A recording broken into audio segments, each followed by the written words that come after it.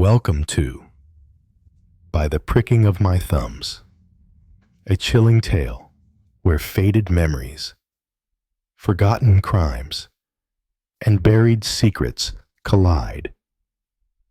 Join Tommy and Tuppence Beresford, Agatha Christie's beloved sleuthing duo, as they unravel a sinister mystery that begins with a cryptic remark from an elderly woman and ends in a web of murder, deception, and stolen lives. When Tuppence vanishes without a trace and awakens in a hospital with only fragments of memory, Tommy is drawn into a dangerous investigation. A hidden painting, a vanished child, and a doll stuffed with more than just sawdust. Nothing is what it seems. In this dark and twisting crime thriller, the past refuses to stay buried, and a quiet English village hides horrors no one dares speak of. Is the killer still among them? Or has the past claimed yet another victim? Chapter 13. Albert on Clues. Tuppence blinked her eyes.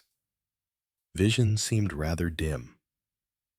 She tried to lift her head from the pillow, but winced as a sharp pain ran through it, and let it drop again onto the pillow. She closed her eyes. Presently she opened them again and blinked once more. With a feeling of achievement, she recognized her surroundings. "I'm in a hospital ward," thought Tuppence, satisfied with her mental progress so far. She attempted no more brainy deduction. She was in a hospital ward, and her head ached. Why it ached, why she was in a hospital ward, she was not quite sure. Accident, thought Tuppence. There were nurses moving around beds. That seemed natural enough. She closed her eyes and tried a little cautious thought. A faint vision of an elderly figure in clerical dress passed across a mental screen. "Father," said Tuppence doubtfully. "Is it father?" She couldn't really remember. She supposed so. But what am I doing being ill in a hospital? Thought Tuppence. I mean, I nurse in a hospital, so I ought to be in uniform. V-A-D uniform. "Oh dear," said Tuppence. Presently a nurse materialized near her bed. "Feeling better now?" "Dear," said the nurse, with a kind of false cheerfulness. "That's nice, isn't it?" Tuppence wasn't quite sure whether it was nice. The nurse said something about a nice cup of tea. "I seem to be a patient," said Tuppence rather disapprovingly to herself. She lay still, resurrecting in her own mind various detached thoughts and words. "Soldiers," said Tuppence. V-A-D-S. That's it. Of course, I'm a V-A-D. The nurse brought her some tea in a kind of feeding cup and supported her while she sipped it. The pain went through her head again. A V-A-E. "That's what I am," said Tuppence aloud. The nurse looked at her in an uncomprehending fashion. "My head hurts," said Tuppence, adding a statement of fact. "It'll be better soon," said the nurse. She removed the feeding cup, reporting to a sister as she passed along. "Number 14's awake. She's a bit wonky, though. I think, did she say anything?" "Said she was a V-I-P," said the nurse.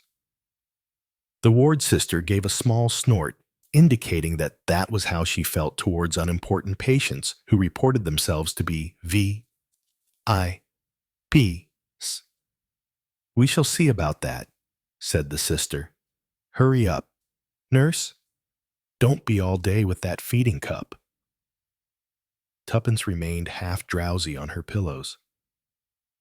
She had not yet got beyond the stage of allowing thoughts to flit through her mind in a rather disorganized procession. There was somebody who ought to be here, she felt, somebody she knew quite well. There was something very strange about this hospital. It wasn't the hospital, she remembered. It wasn't the one she had nursed in. All soldiers. That was, said Tuppence to herself. The surgical ward. I was on A and B rows. She opened her eyelids and took another look round. She decided it was a hospital she had never seen before, and that it had nothing to do with the nursing of surgical cases, military or otherwise. I wonder where this is, said Tuppence. What place? She tried to think of the name of some place. The only places she could think of were London and Southampton. The ward sister now made her appearance at the bedside, feeling a little better. I hope, she said. I'm all right, said Tuppence. What's the matter with me? You hurt your head. I expect you find it rather painful, don't you? It aches, said Tuppence. Where am I market-basing Royal Hospital? Tuppence considered this information. It meant nothing to her at all. An old clergyman. She said, I beg your pardon. Nothing particular. We haven't been able to write your name on your diet sheet yet, said the ward sister.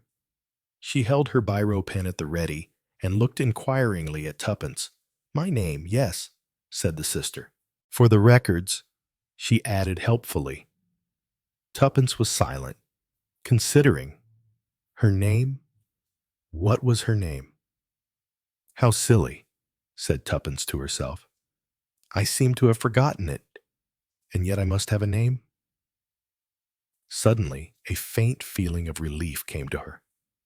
The elderly clergyman's face flashed suddenly across her mind, and she said with decision, Of course, Prudence. Prudece. That's right, said Tuppence. That's your Christian name. The surname Cowley. Cowley. Glad to get that straight, said the sister, and moved away again with the air of one whose records were no longer worrying her. Tuppence felt faintly pleased with herself. Prudence Cowley. Prudence Cowley in the Va-a-D, and her father was a clergyman at something vicarage, and it was wartime, and...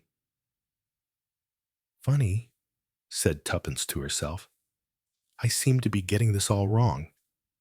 It seems to me it all happened a long time ago. She murmured to herself. Was it your poor child, she wondered. Was it she who had just said that, or was it somebody else said it to her? The sister was back again. Your address, she said. Miss Cowley. Or is it Mrs. Cowley? Did you ask about a child? Was it your poor child?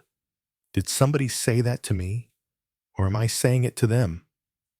I think I should sleep a little if I were you now. Dear, said the sister. She went away and took the information she had obtained to the proper place. She seems to have come to herself. Doctor, she remarked, and she says her name is Prudence Cowley, but she doesn't seem to remember her address. She said something about a child. Oh, well, said the doctor, with his usual casual air. We'll give her another 24 hours or so. She's coming round from the concussion quite nicely. Tommy fumbled with his latchkey. Before he could use it, the door came open and Albert stood in the open aperture. Well, said Tommy. Is she back? Albert slowly shook his head. No word from her. No telephone message. No letters waiting. No telegrams. Nothing. I tell you, sir, Nothing whatever. And nothing from anyone else either. They're lying low, but they've got her. That's what I think. They've got her. What the devil do you mean? They've got her, said Tommy. The things you read. Who've got her? Well, you know what I mean. The gang. What gang? One of those gangs. With flick knives, maybe? Or an international one. Stop talking rubbish, said Tommy. Do you know what I think? Albert looked inquiringly at him. I think it's extremely inconsiderate of her not to send us word of some kind, said Tommy. Oh, said Albert. Well, I see what you mean. I suppose you could put it that way. If it makes you happier, he added rather unfortunately. He removed the parcel from Tommy's arms. I see you brought that picture back, he said. Yes, I've brought the bloody picture back, said Tommy. A fat lot of use it's been. You haven't learnt anything from it. That's not quite true, said Tommy. I have learnt something from it, but whether what I've learnt is going to be any use to me, I don't know, he added. Dr. Murray didn't ring up, I suppose, or Miss Packard from Sunny Ridge Nursing Home. Nothing like that, no. Nobody's rung up except the greengrocer to say he's got some nice aubergines. He knows the missus is fond of aubergines. He always lets her know. But I told him she wasn't available just now. He added, I've got a chicken for your dinner. It's extraordinary that you can never think of anything but chickens, said Tommy, unkindly. It's what they call a poussin this time, said Albert. Skinny, he added. It'll do, said Tommy. The telephone rang. Tommy was out of his seat and had rushed to it in a moment. Hello? Hello? A faint and faraway voice spoke. Mr. Thomas Beresford. Can you accept a personal call from Invergashley? Yeah, hold the line, please. Tommy waited. His excitement was calming down. He had to wait some time. Then a voice he knew, crisp and capable, sounded the voice of his daughter. Hello. Is that you? Pop Deborah. Yes. Why are you sounding so breathless? Have you been running daughters? Tommy thought. We're always critical. I wheeze a bit in my old age, he said. How are you? Deborah. Oh, I'm all right. Look here. Dad, I saw something in the paper. Perhaps you've seen it too. I wondered about it. Something about someone who had had an accident and was in hospital. Well, I don't think I saw anything of that kind. I mean, not to notice it in any way. Why? Well, it didn't sound too bad. I supposed it was a car accident or something like that. It mentioned that the woman, whoever it was, an elderly woman, gave her name as Prudence Cowley, but they were unable to find her addresses. Prudence Cowley. You mean, well, yes. I only wondered. That is Mother's name. Isn't it? I mean, it was her name. Of course. I always forget about the Prudence. I mean, we've never thought of her as Prudence. You and I. Or Derek either. No, said Tommy. No. It's not the kind of Christian name one would associate much with your mother. No, I know it isn't. I just thought it was rather odd. You don't think it might be some relation of hers? I suppose it might be. Where was this hospital at Market Basing? I think it said. They wanted to know more about her, I gather. I just wondered. Well, I know it's awfully silly. There must be quantities of people called Cowley and quantities of people called Prudence. But I thought I'd just ring up and find out. Make sure. I mean, that mother was at home and all right and all that. Chuen. I see, said Tommy. Yes, I see. Well, go on. Pop. Is she at home? No, said Tommy. She isn't at home, and I don't know either whether she is all right or not. What do you mean? Said Deborah. What's Mother been doing? I suppose you've been up in London with that hush-hush, utterly secret idiotic survival from past days, jawing with all the old boys. You're quite right, said Tommy. I got back from that yesterday evening. And you found Mother away? Or did you know she was away? Come on, Pop, tell me about it. You're worried. I know when you're worried well enough. What's Mother been doing? She's been up to something, hasn't she? I wish at her age she'd learn to sit quiet and not do things. She's been worried, said Tommy. Worried about something that happened in connection with your great-aunt Ada's death. What sort of thing? Well, something that one of the patients at the nursing home said to her. She got worried about this old lady. She started talking a good deal, and your mother was worried about some of the things she said. And so, when we went to look through Aunt Ada's things, we suggested talking to this old lady, and it seems she'd left rather suddenly. Well, that seems quite natural, doesn't it? Some of her relatives came and fetched her away. It still seems quite natural, said Deborah. Why did Mother get the wind up? She got it into her head, said Tommy. That something might have happened to this old lady. I see. Not to put too fine a point on it. As the saying goes, she seems to have disappeared. All in quite a natural way. I mean, vouched for by lawyers and banks and all that. Only, we haven't been able to find out where she is. You mean Mother's gone off to look for her somewhere, yes? And she didn't come back when she said she was coming back. 2 days ago. And haven't you heard from her? No.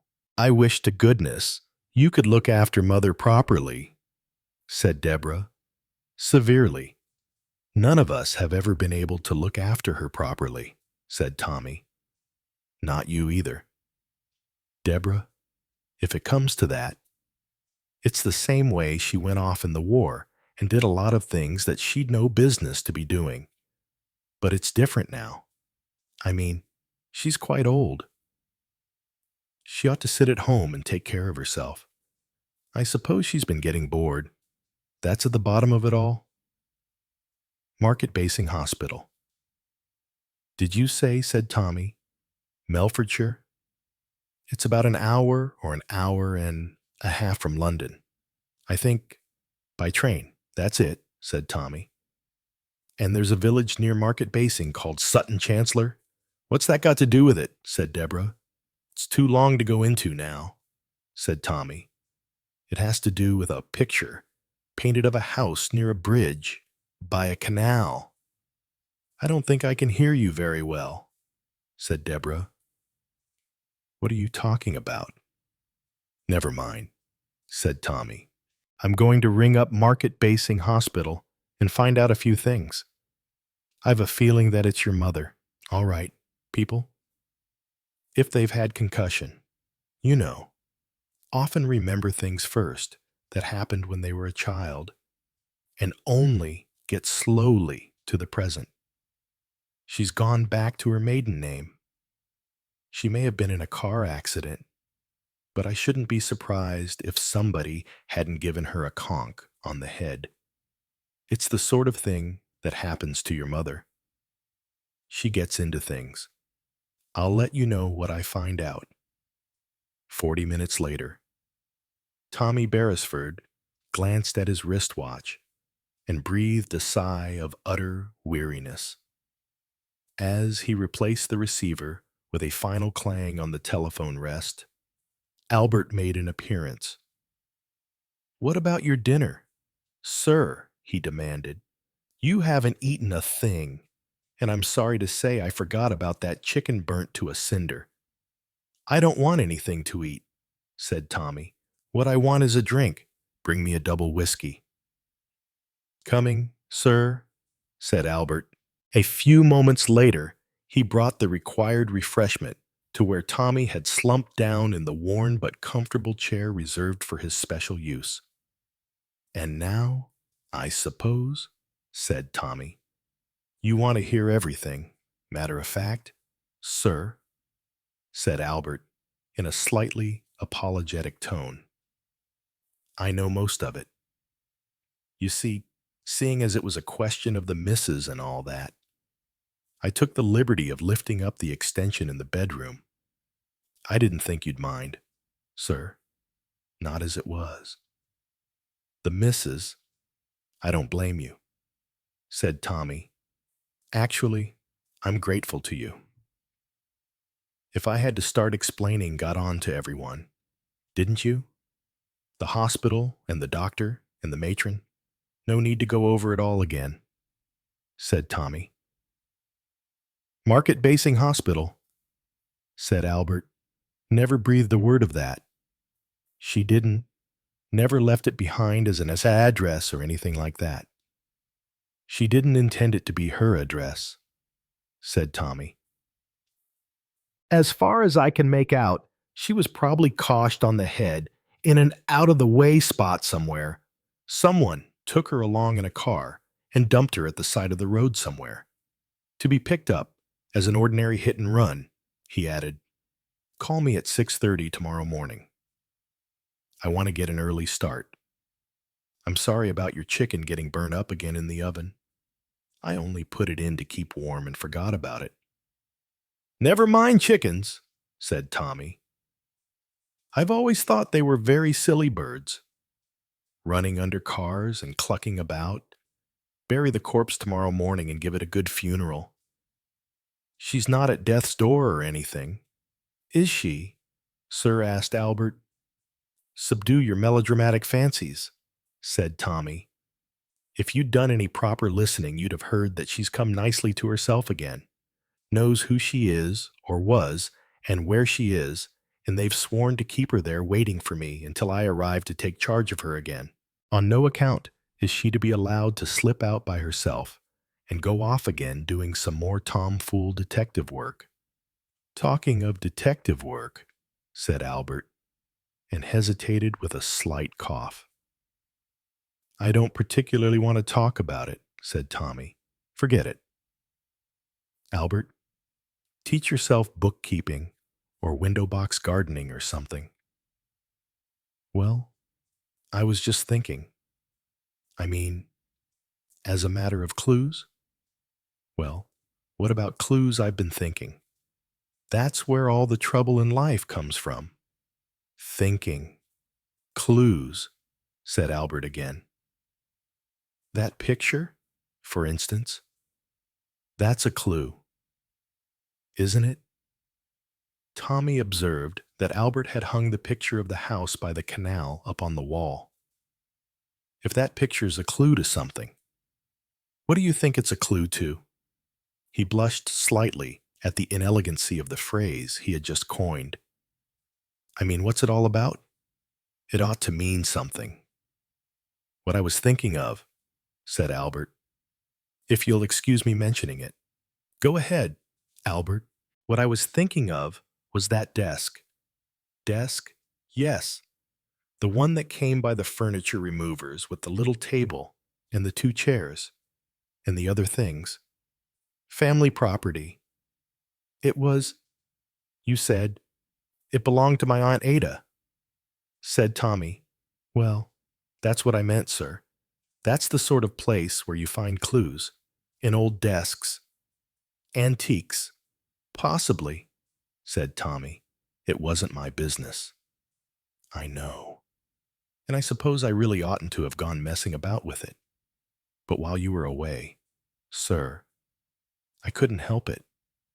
I had to go and have a look. What a look into the desk. Yes, just to see if there might be a clue there. You see, desks like that, they have secret drawers. Possibly, said Tommy.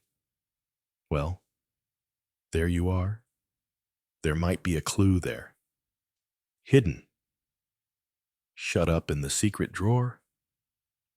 It's an agreeable idea, said Tommy. But there's no reason, as far as I know, for my Aunt Ada to hide things away in secret drawers. You never know with old ladies. They like tucking things away. Like jackdaws. They are. Or magpies. I forget which it is. There might be a secret will in it, or something written in invisible ink, or a treasure. Where you'd find some hidden treasure. I'm sorry, Albert, but I think I'm going to have to disappoint you.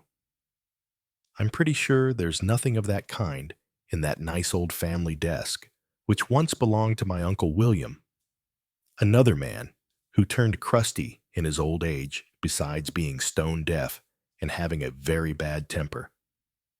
What I thought is, said Albert, it wouldn't do any harm to look. Would it? He added virtuously. It needed cleaning out anyway. You know how old things are with old ladies. They don't turn them out much, not when they're rheumatic, and find it hard to get about. Tommy paused for a moment or two. He remembered that Tuppence and he had looked quickly through the drawers of the desk, had put their contents, such as they were, in 2 large envelopes, and removed a few skeins of wool. 2 cardigans, a black velvet stole, and 3 fine pillowcases from the lower drawers, which they had placed with other clothing and odds and ends for disposal. They had also looked through such papers as there had been in the envelopes after their return home with them. There had been nothing there of particular interest. We looked through the contents. Albert, he said, spent a couple of evenings, really. 1 or 2 quite interesting old letters, some recipes for boiling ham, some other recipes for preserving fruit, some ration books, and coupons, and things dating back to the war. There was nothing of any interest. Oh, that, said Albert. But that's just papers and things. As you might say. Just ordinary go, and come what everybody gets holed up in desks and drawers and things. I mean real secret stuff. When I was a boy, I did 6 months with an antique dealer, helping him fake up things as often as not. But I got to know about secret drawers that way. They usually run to the same pattern. 3 or 4 well-known kinds, and they vary it now and then. Don't you think, sir? You ought to have a look, I mean. I didn't like to go it myself, with you not here. I would have been presuming. He looked at Tommy with the air of a pleading dog. Come on, Albert, said Tommy. Giving in?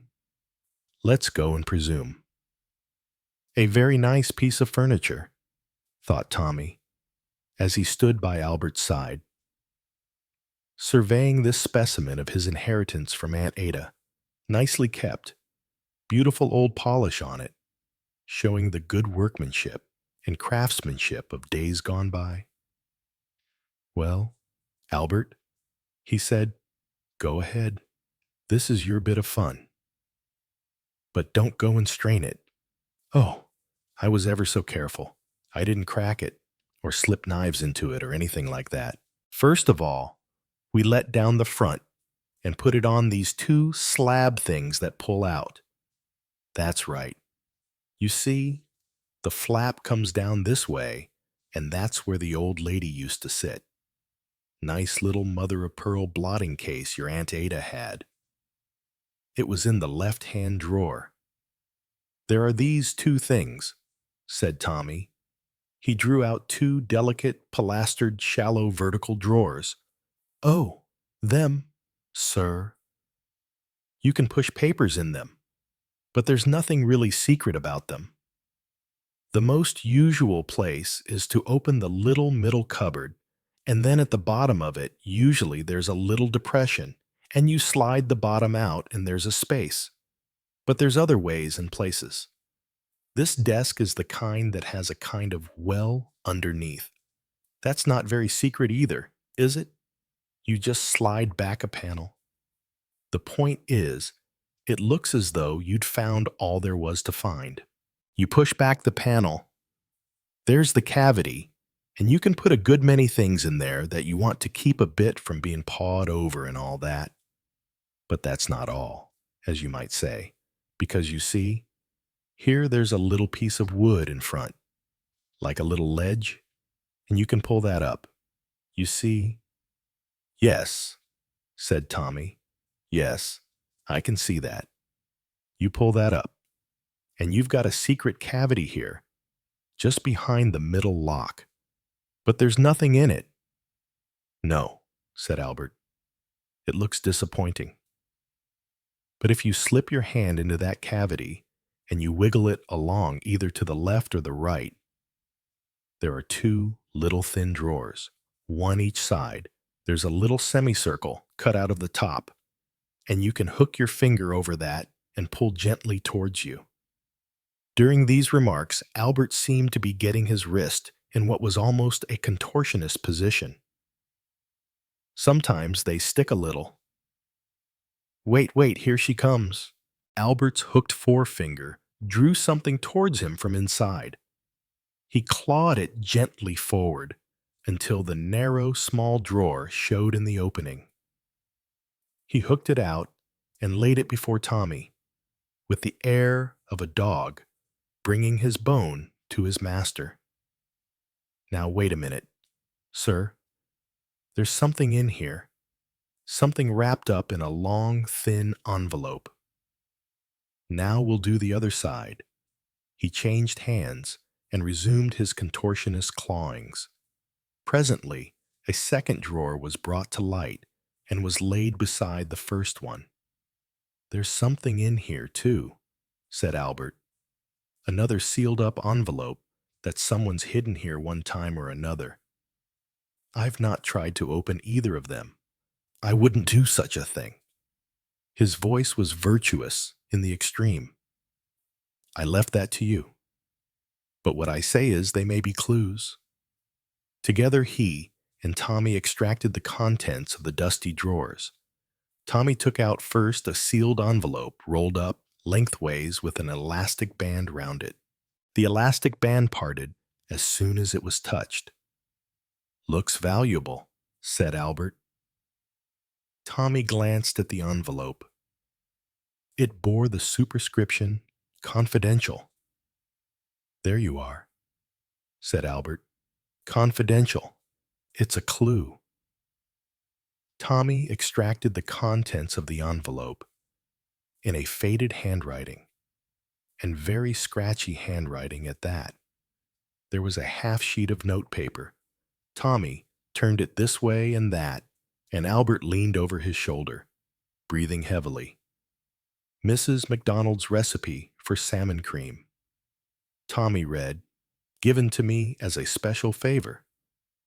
Take 2 Wikiowa pounds of a middle cut of salmon, 1 pint of Jersey cream, a wine glass of brandy, and a fresh cucumber. He broke off. I'm sorry. Albert, it's a clue which will lead us to good cookery. No doubt. Albert uttered sounds indicative of disgust and disappointment. Never mind, said Tommy. Here's another one to try. The next sealed envelope did not appear to be one of quite such antiquity. It had 2 pale gray wax seals affixed to it, each bearing a representation of a wild rose. Pretty, said Tommy. Rather fanciful for Aunt Ada. How to cook a beefsteak pie, I expect. Tommy ripped open the envelope. He raised his eyebrows. 10 carefully folded 5-pound notes fell out. "Nice thin ones," said Tommy. "They're the old ones. You know, the kind we used to have in the war. Decent paper. Probably aren't legal tender nowadays." "Money," said Albert. "What's she want all that money for?"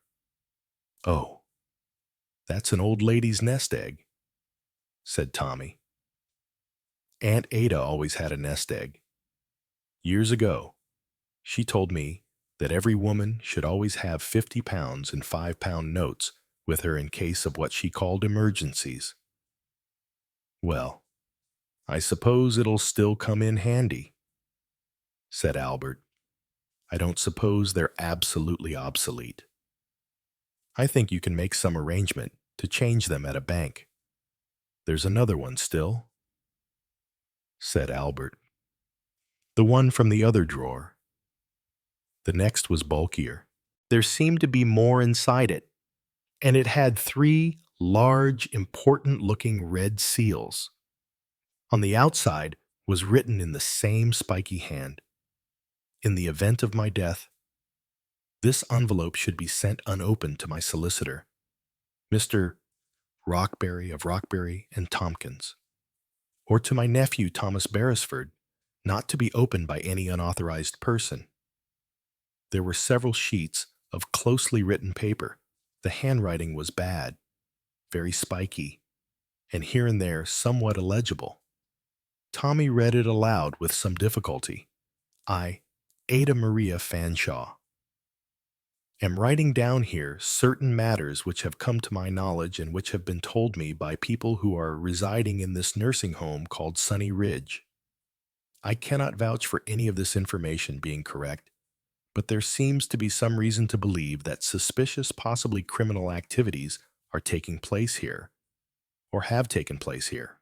Elizabeth Moody, a foolish woman, but not, I think, untruthful, declares that she has recognized here a well-known criminal. There may be a poisoner at work among us. I myself prefer to keep an open mind, but I shall remain watchful. I propose to write down here any facts that come to my knowledge. The whole thing may be a mare's nest. Either my solicitor or my nephew Thomas Beresford is asked to make full investigation." "There," said Albert triumphantly. "Told you so. It's a clue." Book 4. Here is a church, and here is the... Chapter 30. Exercise in Thinking. "I suppose what we ought to do is think," said Tuppence. After a glad reunion in the hospital, Tuppence had eventually been honorably discharged. The faithful pair were now comparing notes together in the sitting room of the best suite in the Lamb and Flag at Market Basing. "You leave thinking alone," said Tommy. "You know what that doctor told you before he let you go. No worries, no mental exertion, very little physical activity, take everything easy." "What else am I doing now?" demanded Tuppence. "I've got my feet up, haven't I, and my head on 2 cushions. And as for thinking isn't necessarily mental exertion. I'm not doing mathematics, or studying economics, or adding up the household accounts. Thinking is just resting comfortably and leaving one's mind open in case something interesting or important should just come floating in. Anyway, wouldn't you rather I did a little thinking with my feet up and my head on cushions? Rather than go in for action again, I certainly don't want you going in for action again," said Tommy. "That's out? You understand? Physically, Tuppence, you will remain quiescent. If possible, I shan't let you out of my sight because I don't trust you." "All right," said Tuppence. "Lecture ends. Now let's think. Think together. Pay no attention to what doctors have said to you. If you knew as much as I do about doctors, never mind about the doctors, said Tommy. You do as I tell you. All right. I've no wish at present for physical activity. I assure you. The point is that we've got to compare notes. We've got hold of a lot of things. It's as bad as a village jumble sale. What do you mean by things? Well, facts. All sorts of facts. Far too many facts. And not only facts hearsay, suggestions, legends, gossip. The whole thing is like a bran tub with different kinds of parcels wrapped up and shoved down in the sawdust. Sawdust is right, said Tommy. I don't quite know whether you're being insulting or modest, said Tuppence. Anyway, you do agree with me, don't you? We've got far too much of everything. There are wrong things and right things, and important things, and unimportant things, and they're all mixed up together. We don't know where to start. I do, said Tommy. All right, said Tuppence. Where are you starting?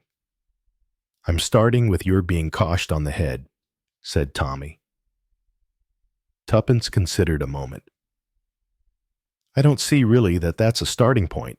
I mean, it's the last thing that happened, not the first. It's the first in my mind, said Tommy. I won't have people coshing my wife. And it's a real point to start from.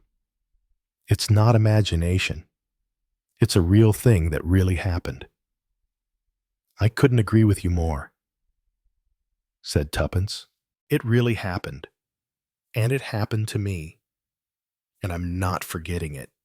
I've been thinking about it since I regained the power of thought. That is, have you any idea as to who did it? Unfortunately, no. I was bending down over a gravestone, and whoosh, who could it have been? I suppose it must have been somebody in Sutton Chancellor. And yet that seems so unlikely. I've hardly spoken to anyone. The vicar. It couldn't have been the vicar, said Tuppence.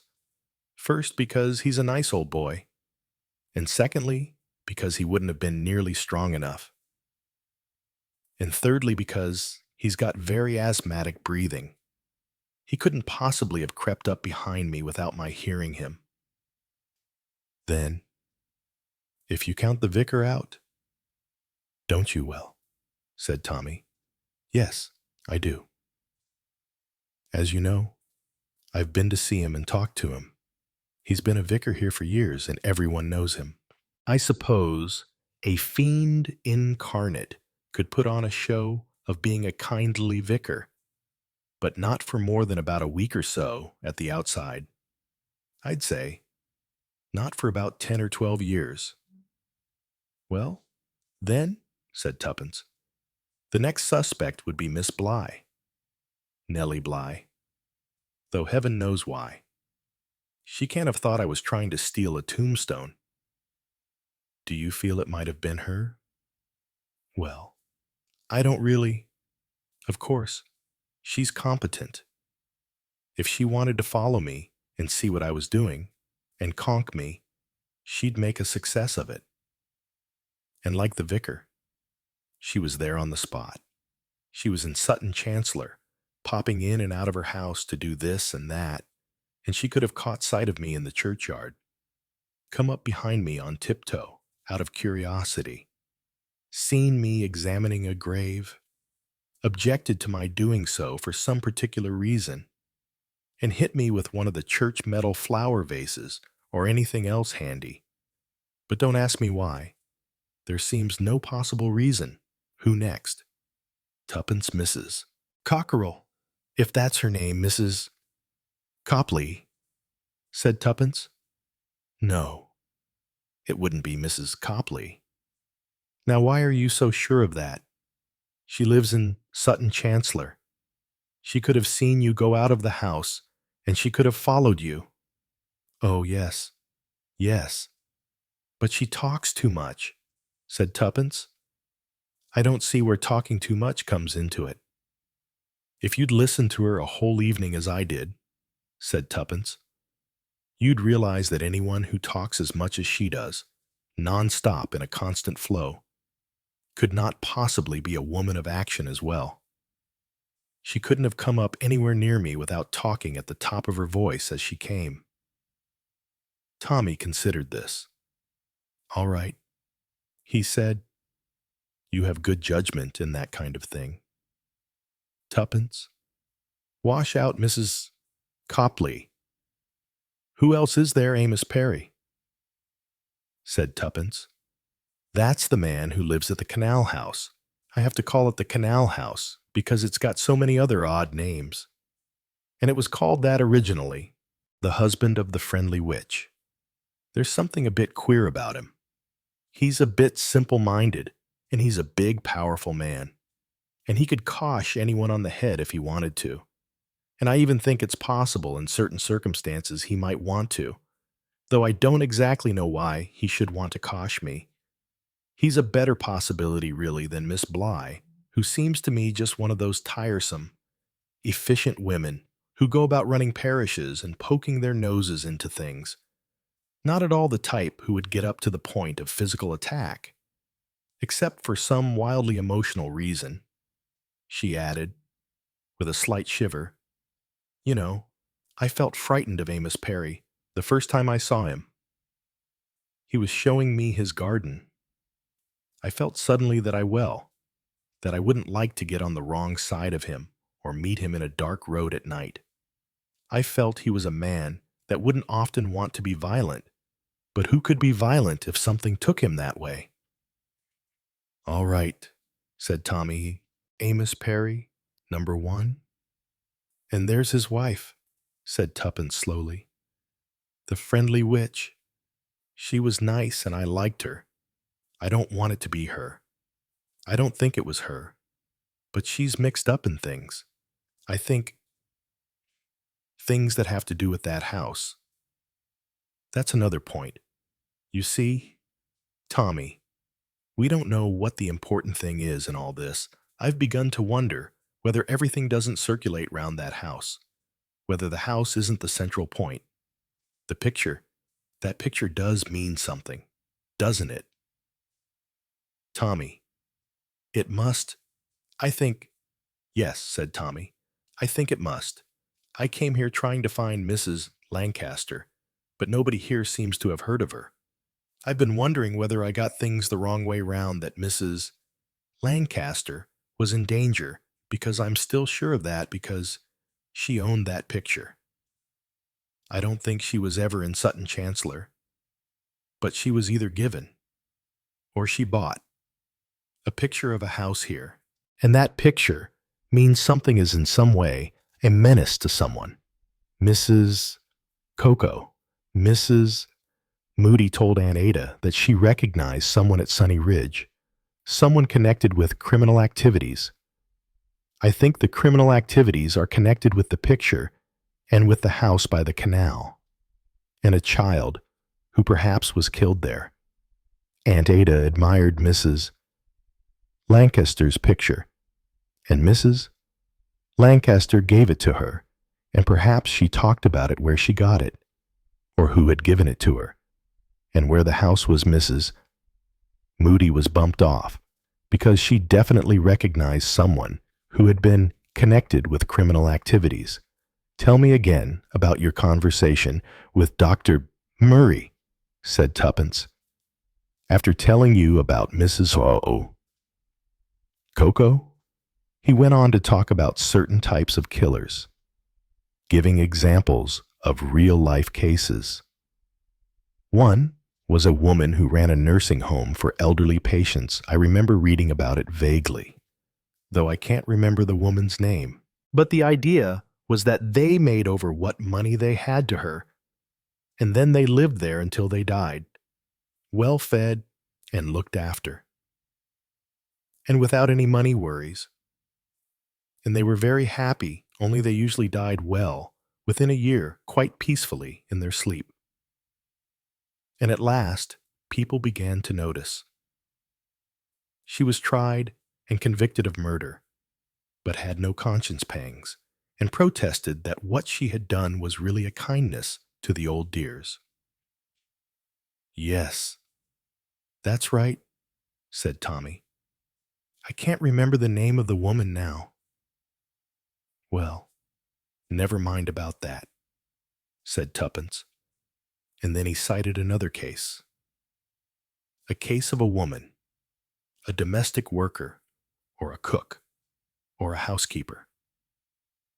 She used to go into service into different families. Sometimes nothing happened, I believe, and sometimes it was a kind of mass poisoning, food poisoning. It was supposed to be, all with quite reasonable symptoms. Some people recovering. She used to prepare sandwiches, said Tommy, and make them up into packets and send them out for picnics with them. She was very nice and very devoted, and she used to get, if it was a mass poisoning, some of the symptoms and signs herself, probably exaggerating their effect. Then she'd go away after that, and she'd take another place, in quite a different part of England. It went on for some years. That's right. Yes. Nobody, I believe, has ever been able to understand why she did it. Did she get a sort of addiction for it, a sort of habit of it? Was it fun for her? Nobody really ever knew. She never seems to have had any personal malice for any of the people whose deaths she seems to have caused. Bit wrong in the top story. Yes, I think she must have been. Though I suppose one of the trick cyclists would probably do a great deal of analysis and find out it had all something to do with a canary of a family she'd known years and years ago as a child who had given her a shock or upset her or something. But anyway, that's the sort of thing it was. The third one was queerer still, said Tommy. A French woman, a woman who'd suffered terribly from the loss of her husband and her child. She was broken-hearted, and she was an angel of mercy. That's right, said Tuppence. I remember. They called her the angel of whatever the village was. Given or something like that.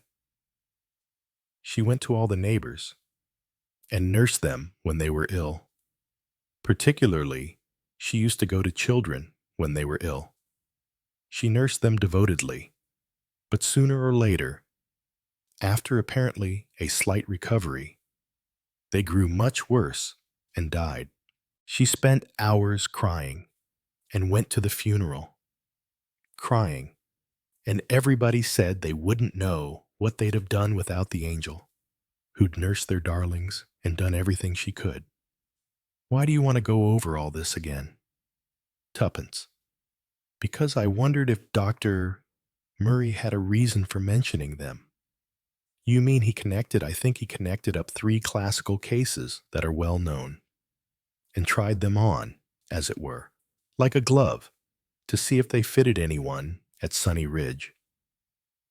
I think, in a way, any of them might have fitted. Miss Packard would fit in with the first one, the efficient matron of a home. You really have got your knife into that woman. I always liked her. I dare say people have liked murderers, said Tuppence very reasonably. It's like swindlers and confidence tricksmen, who always look so honest and seem so honest. I dare say murderers all seem very nice and particularly soft-hearted, that sort of thing. Anyway, Miss Packard is very efficient, and she has all the means to hand whereby she could produce a nice natural death without suspicion. And only someone like Mrs.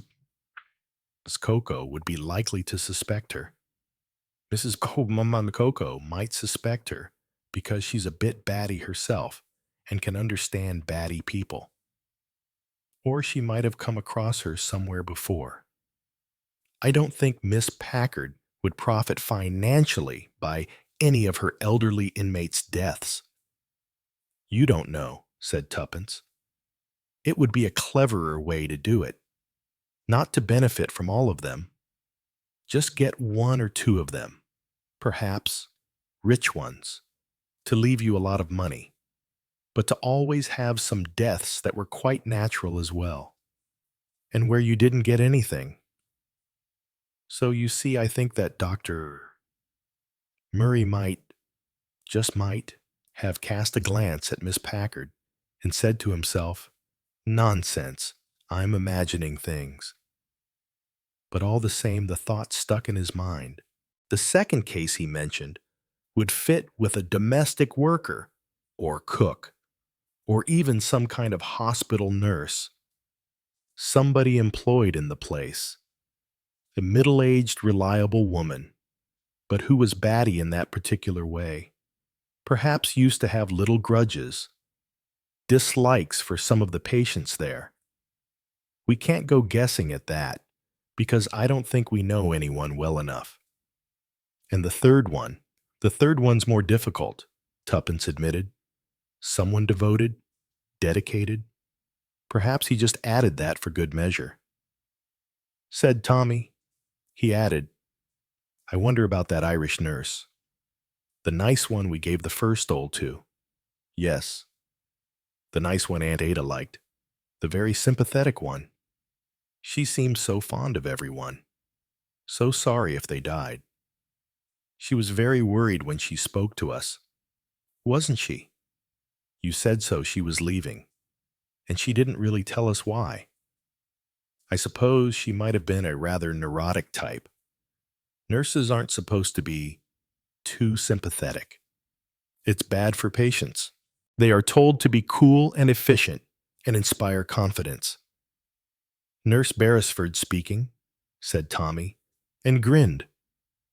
But to come back to the picture, said Tuppence, if we just concentrate on the picture, because I think it's very interesting what you told me about Mrs.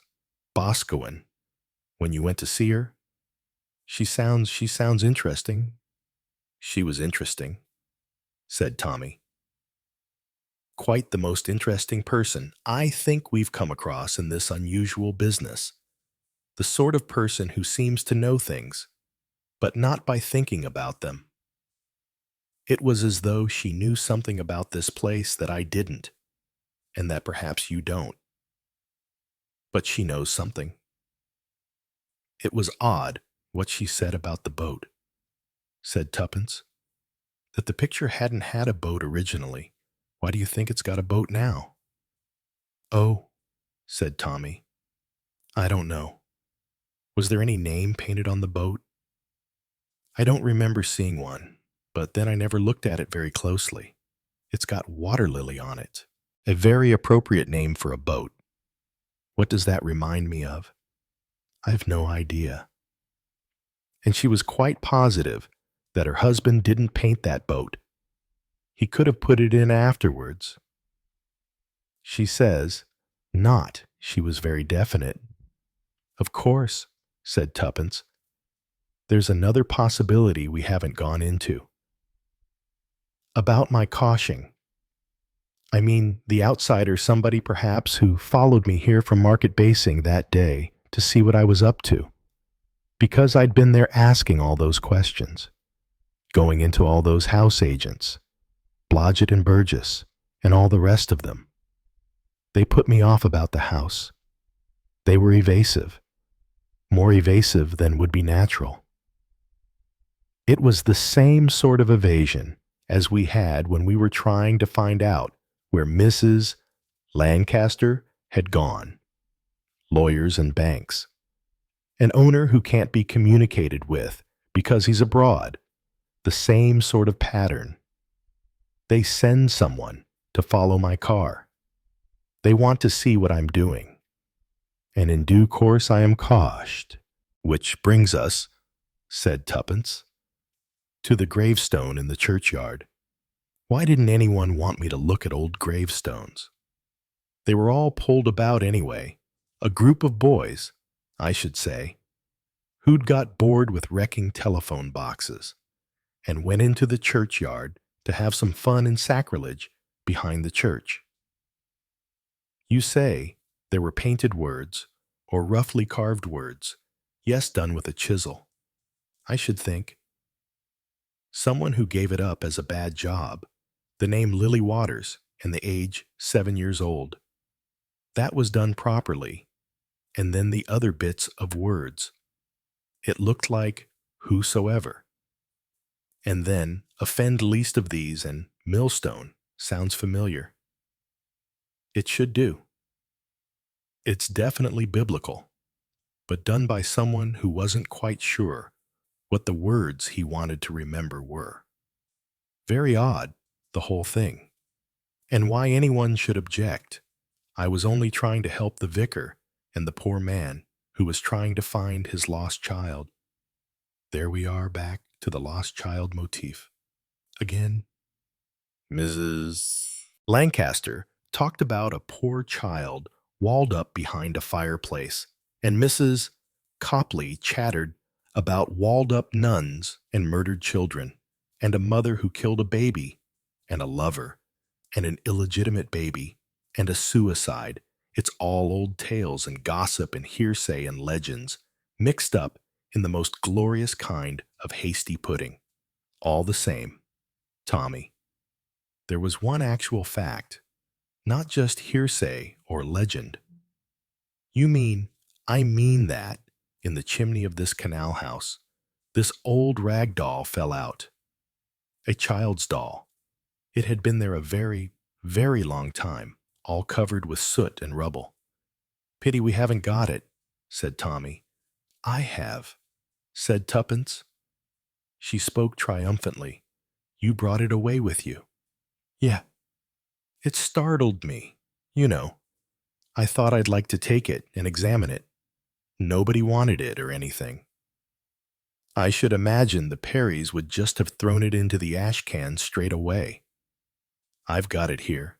She rose from her sofa, went to her suitcase, rummaged a little, and then brought out something wrapped in newspaper. Here you are. Tommy, have a look. With some curiosity, Tommy unwrapped the newspaper. He took out carefully the wreck of a child's doll. Its limp arms and legs hung down. Faint festoons of clothing dropped off as he touched them.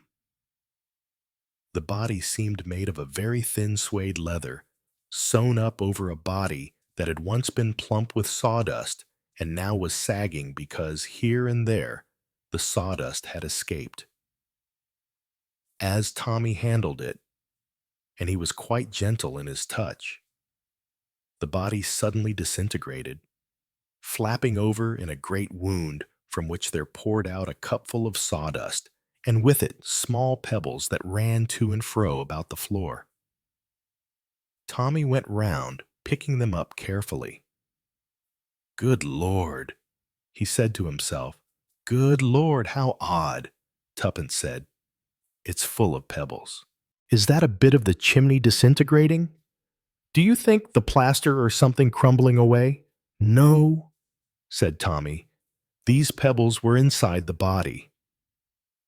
He had gathered them up now carefully. He poked his finger into the carcass of the doll, and a few more pebbles fell out.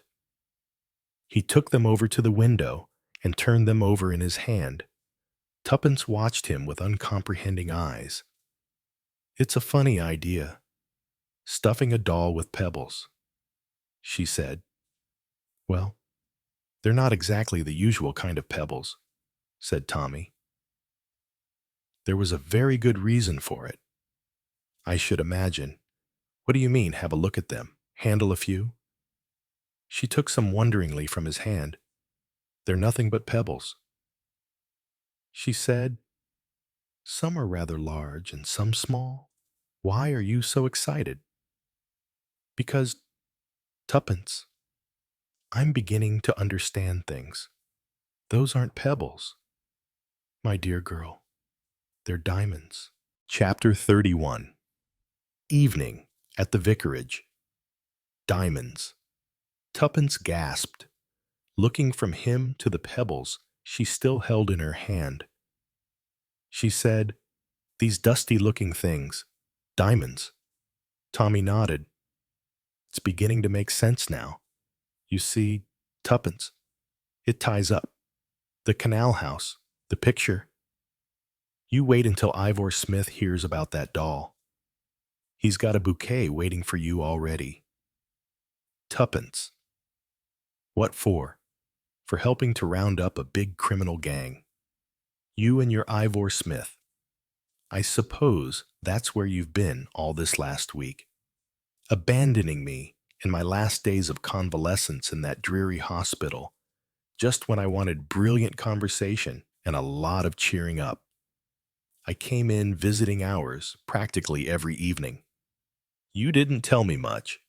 I was warned by that dragon of a sister not to excite you.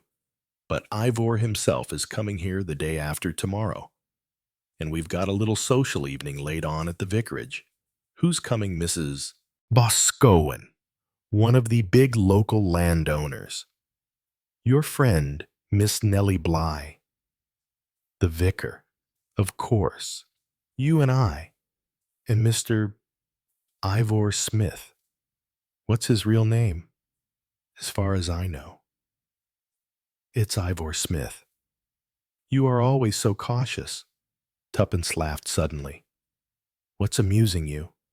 I was just thinking that I'd like to have seen you and Albert discovering secret drawers in Aunt Ada's desk. All the credit goes to Albert. He positively delivered a lecture on the subject. He learned all about it in his youth from an antique dealer. Fancy your Aunt Ada really leaving a secret document like that. All done up with seals all over. She didn't actually know anything. But she was ready to believe there was somebody in Sunny Ridge who was dangerous. I wonder if she knew it was Miss Packard. That's only your idea. It's a very good idea, if it's a criminal gang we're looking for.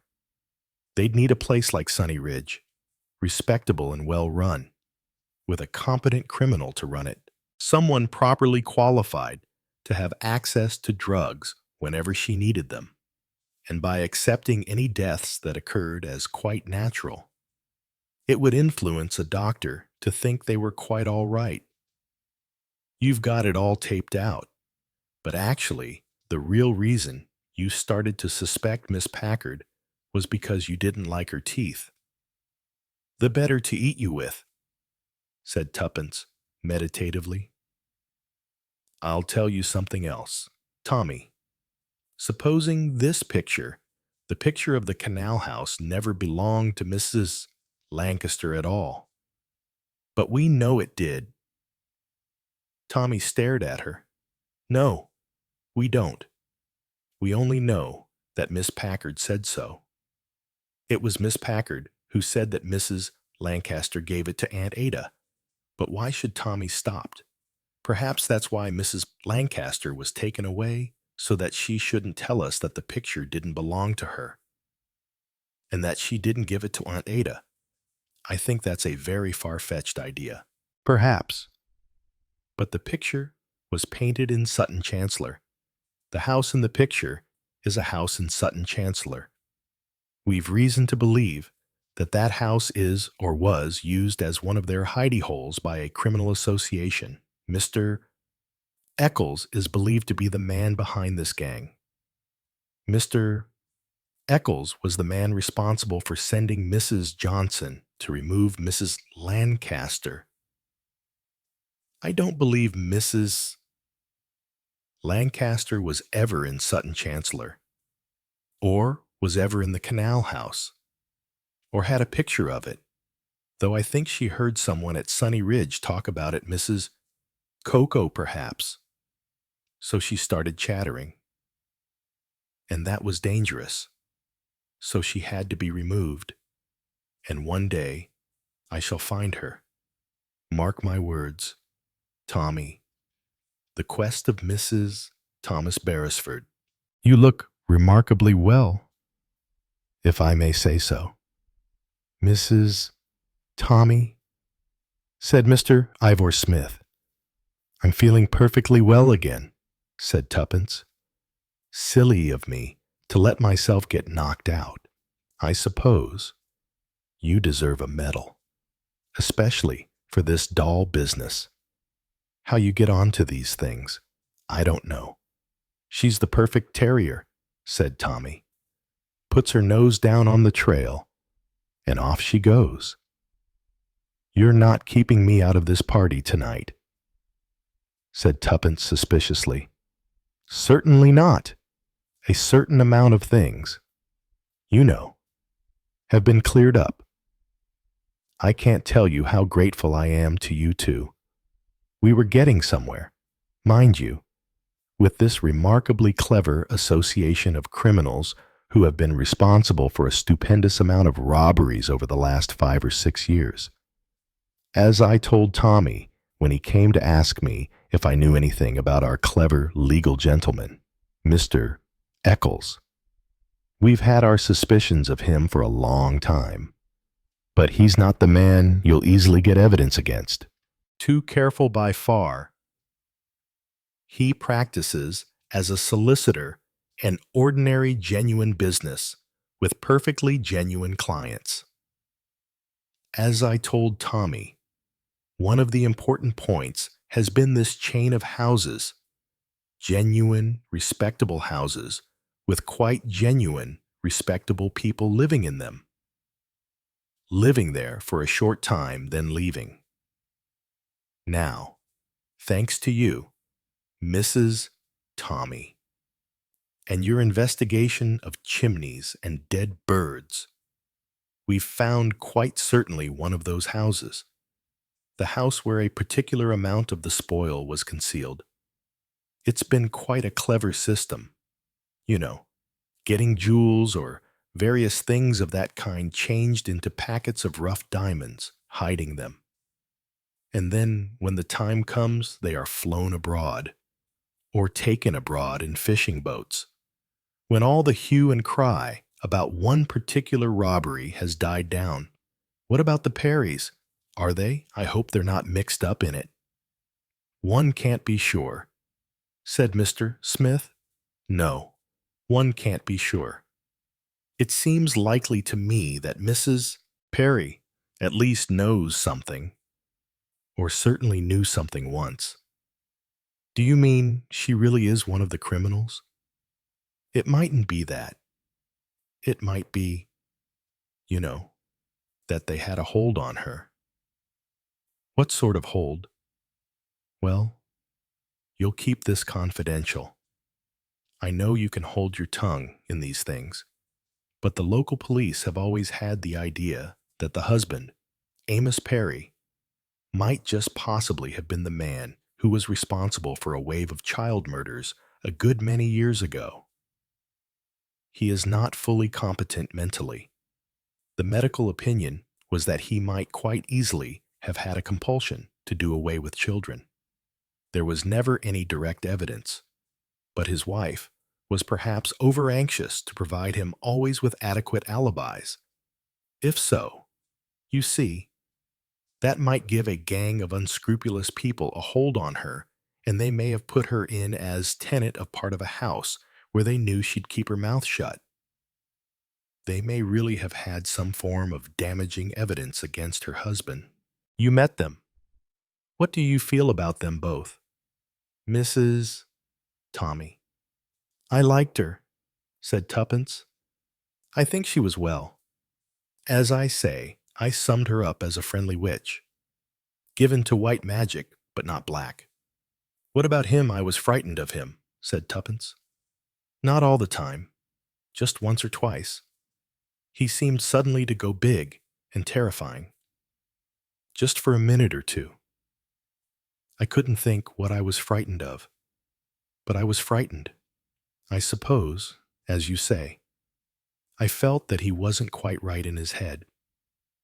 A lot of people are like that, said Mr. Smith. And very often, they're not dangerous at all, but you can't tell, and you can't be sure. What are we going to do at the vicarage tonight? Ask some questions, see a few people, find out things that may give us a little more of the information we need. Will Major Waters be there? The man who wrote to the vicar about his child. There doesn't seem to be any such person. There was a coffin buried where the old gravestone had been removed. A child's coffin, lead-lined, and it was full of loot, jewels and gold objects from a burglary near St. Albans. The letter to the vicar was with the object of finding out what had happened to the grave. The local lad's sabotage had messed things up. I am so deeply sorry. My dear, said the vicar, coming to meet Tuppence with both hands outstretched. Yes, indeed, my dear. I have been so terribly upset that this should happen to you when you have been so kind, when you were doing this to help me. I really felt, yes, indeed I have, that it was all my fault. I shouldn't have let you go, poking among gravestones, though really, we had no reason to believe, no reason at all, that some band of young hooligans. Now don't disturb yourself. Vicar, said Miss Bligh, suddenly appearing at his elbow. Mrs. Beresford knows, I'm sure, that it was nothing to do with you. It was indeed extremely kind of her to offer to help. But it's all over now, and she's quite well again. Aren't you, Mrs. Beresford? Certainly, said Tuppence, faintly annoyed. However, that Miss Bligh should answer for her health so confidently. Come and sit down here and have a cushion behind your back, said Miss Bligh. I don't need a cushion, said Tuppence, refusing to accept the chair that Miss Bligh was officiously pulling forward. Instead, she sat down in an upright and exceedingly uncomfortable chair on the other side of the fireplace. There was a sharp rap on the front door, and everyone in the room jumped. Miss Bligh hurried out. Don't worry, Vicar, she said. I'll go, please, if you will be so kind. There were low voices outside in the hall.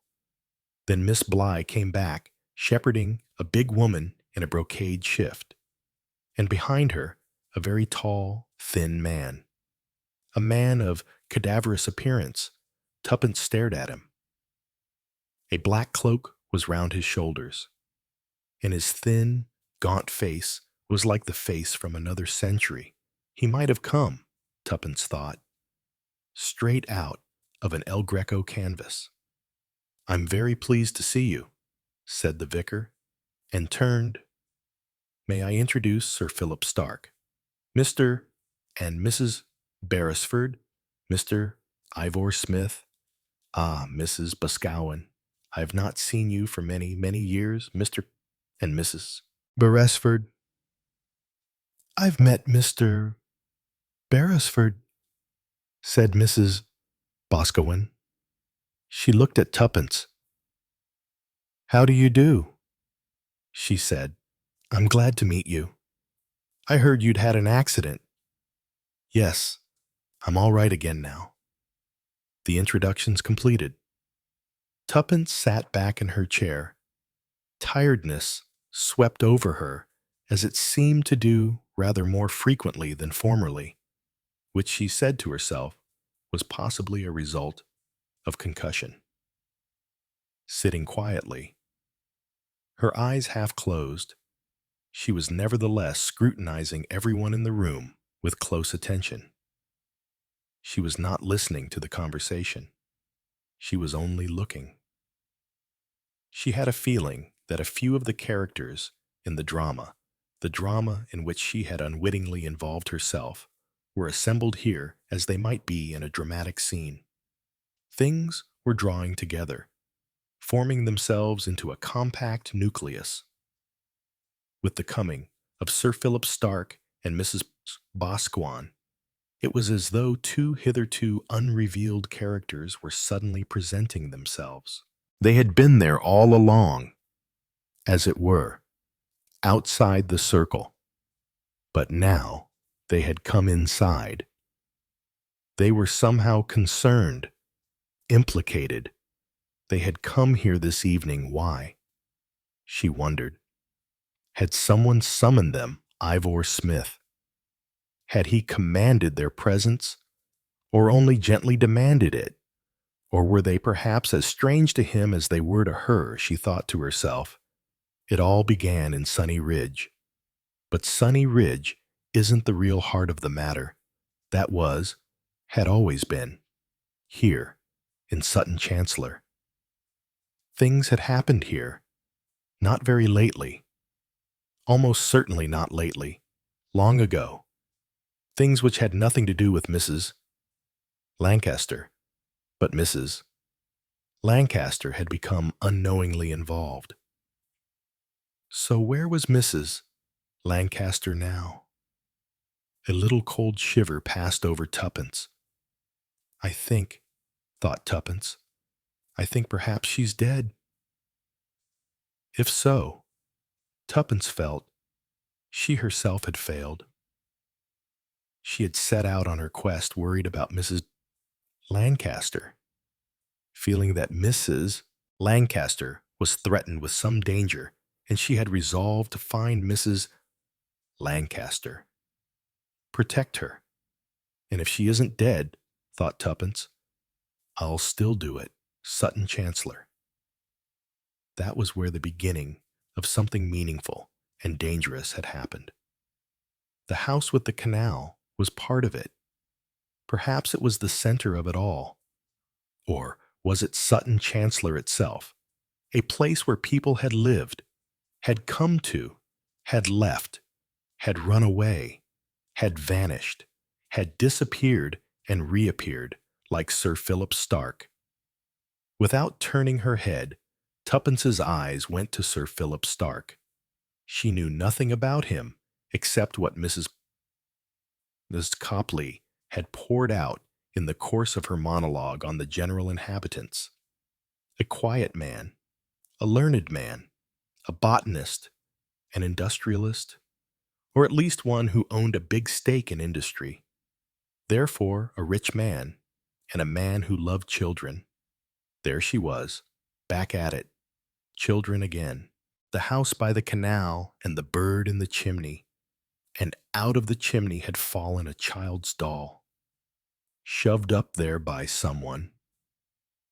A child's doll that held within its skin a handful of diamonds, the proceeds of crime. This was one of the headquarters of a big criminal undertaking. But there had been crimes more sinister than robberies. Mrs. Copley had said I always fancied myself as he might have done it. Sir Philip Stark, a murderer. Behind her half-closed eyelids, Tuppence studied him with the knowledge clearly in her mind that she was studying him to find out if he fitted in any way with her conception of a murderer and a child murderer at that. How old was he, she wondered. 70 at least. Perhaps older. A worn, ascetic face. Yes, definitely ascetic. Very definitely a tortured face. Those large dark eyes, El Greco eyes, the emaciated body. He had come here this evening. Why? She wondered. Her eyes went on to Miss Bligh, sitting a little restlessly in her chair, occasionally moving to push a table nearer someone, to offer a cushion, to move the position of the cigarette box or matches. Restless, ill at ease. She was looking at Philip Stark. Every time she relaxed, her eyes went to him. Dog-like devotion, thought Tuppence. I think she must have been in love with him once. I think in a way, perhaps she still is. You don't stop being in love with anyone because you get old. People like Derek and Deborah think you do. They can't imagine anyone who isn't young being in love. But I think she is still in love with him. Hopelessly, devotedly in love.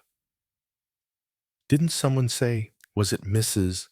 Copley or the vicar who had said that Miss Bly had been his secretary as a young woman, that she still looked after his affairs here? Well, thought Tuppence, it's natural enough.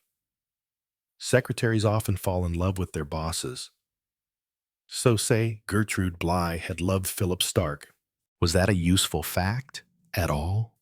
Had Miss Bly known or suspected that behind Philip Stark's calm, ascetic personality, there ran a horrifying thread of madness, so fond of children, always. Too fond of children, I thought. Mrs. Copley had said, things did take you like that.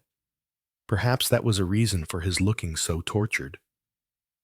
Unless one is a pathologist, or a psychiatrist, or something.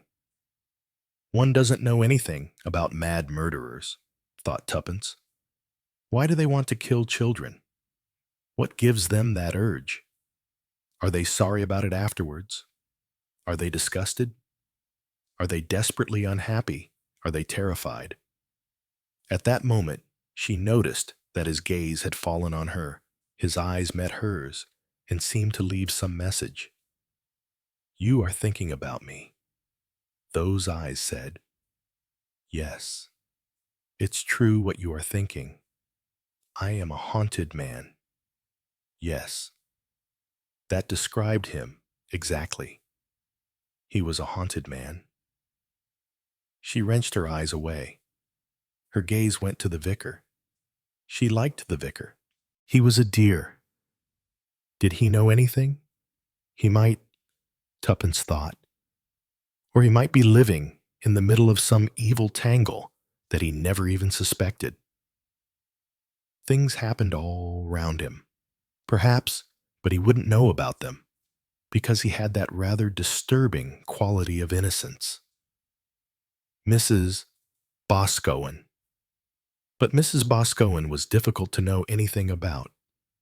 A middle-aged woman, a personality, as Tommy had said, but that didn't express enough. As though Tuppence had summoned her, Mrs. Boscawen rose suddenly to her feet. Do you mind if I go upstairs and have a wash? She said. Oh, of course. Miss Bly jumped to her feet. I'll take you up. Shall I? Vicar, I know my way perfectly, said Mrs. Boscawen. Don't bother. Mrs. Beresford. Tuppence jumped slightly. I'll show you, said Mrs. Boscawen. Where things are. Come with me. Tuppence got up as obediently as a child. She did not describe it so to herself, but she knew that she had been summoned. And when Mrs. Boscawen summoned, you obeyed. By then, Mrs. Boscawen was through the door to the hall, and Tuppence had followed her. Mrs. Boscawen started up the stairs. Tuppence came up behind her. The spare room is at the top of the stairs, said Mrs. Boscawen. It's always kept ready. It has a bathroom leading out of it. She opened the door at the top of the stairs, went through, switched on the light, and Tuppence followed her in. I'm very glad to have found you here, said Mrs. Boscawen. I hoped I should. I was worried about you. Did your husband tell you? I gathered you'd said something, said Tuppence. Yes, I was worried. She closed the door behind them, shutting them, as it were, into a private place of private consultation. Have you felt it all? Said Emma Boscawen. That Sutton Chancellor is a dangerous place. It's been dangerous for me, said Tuppence. Yes, I know. It's lucky it wasn't worse. But then yes, I think I can understand that. You know something, said Tuppence. You know something about all this, don't you? In a way, said Emma Boscawen, in a way I do, and in a way I don't. One has instincts, feelings, you know, when they turn out to be right. It's worrying. This whole criminal gang business. It seems so extraordinary. It doesn't seem to have anything to do with... She stopped abruptly. I mean, it's just one of those things that are going on, that have always gone on, really. But they're very well organized now, like businesses. There's nothing really dangerous. You know, not about the criminal part of it. It's the other. It's knowing just where the danger is and how to guard against it. You must be careful, Mrs. Beresford. You really must. You're one of those people who rush into things, and it wouldn't be safe to do that. Not here, Tuppence said slowly. My old aunt, or rather Tommy's old aunt, she wasn't mine. Someone told her in the nursing home where she died that there was a killer. Emma nodded her head slowly. There were 2 deaths in that nursing home, said Tuppence, and the doctor isn't satisfied about them. Is that what started you off? No, said Tuppence. It was before that. If you have time, said Emma Boscawen, will you tell me very quickly as you can, because someone may interrupt us, just what happened at that nursing home or old lady's home or whatever it was, to start you off. Yes, I can tell you very quickly, said Tuppence. She proceeded to do so. I see, said Emma Boscawen. And you don't know where this old lady, this Mrs. Lancaster, is now? No, I don't. Do you think she's dead? I think she might be, because she knew something, yes. She knew about something. Some murder. Some child, perhaps, who was killed. I think you've gone wrong there, said Mrs. Boscawen. I think the child got mixed up in it, and perhaps she got it mixed up. Your old lady, she got the child mixed up with something else. Some other kind of killing. I suppose it's possible. Old people do get mixed up.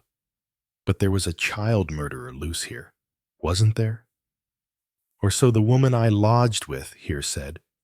There were several child murders in this part of the country. Yes, but that was a good long time ago. You know, I'm not sure. The vicar wouldn't know. He wasn't there then. But Miss Bly was. Yes, she must have been here. She must have been a fairly young girl then. I suppose so, Tuppence said. Has she always been in love with Sir Philip Stark? You saw that, did you? Yes. I think so. Completely devoted beyond idolatry. We noticed it when we first came here. William and I. What made you come here? Did you live in the canal house? Nope. We never lived there.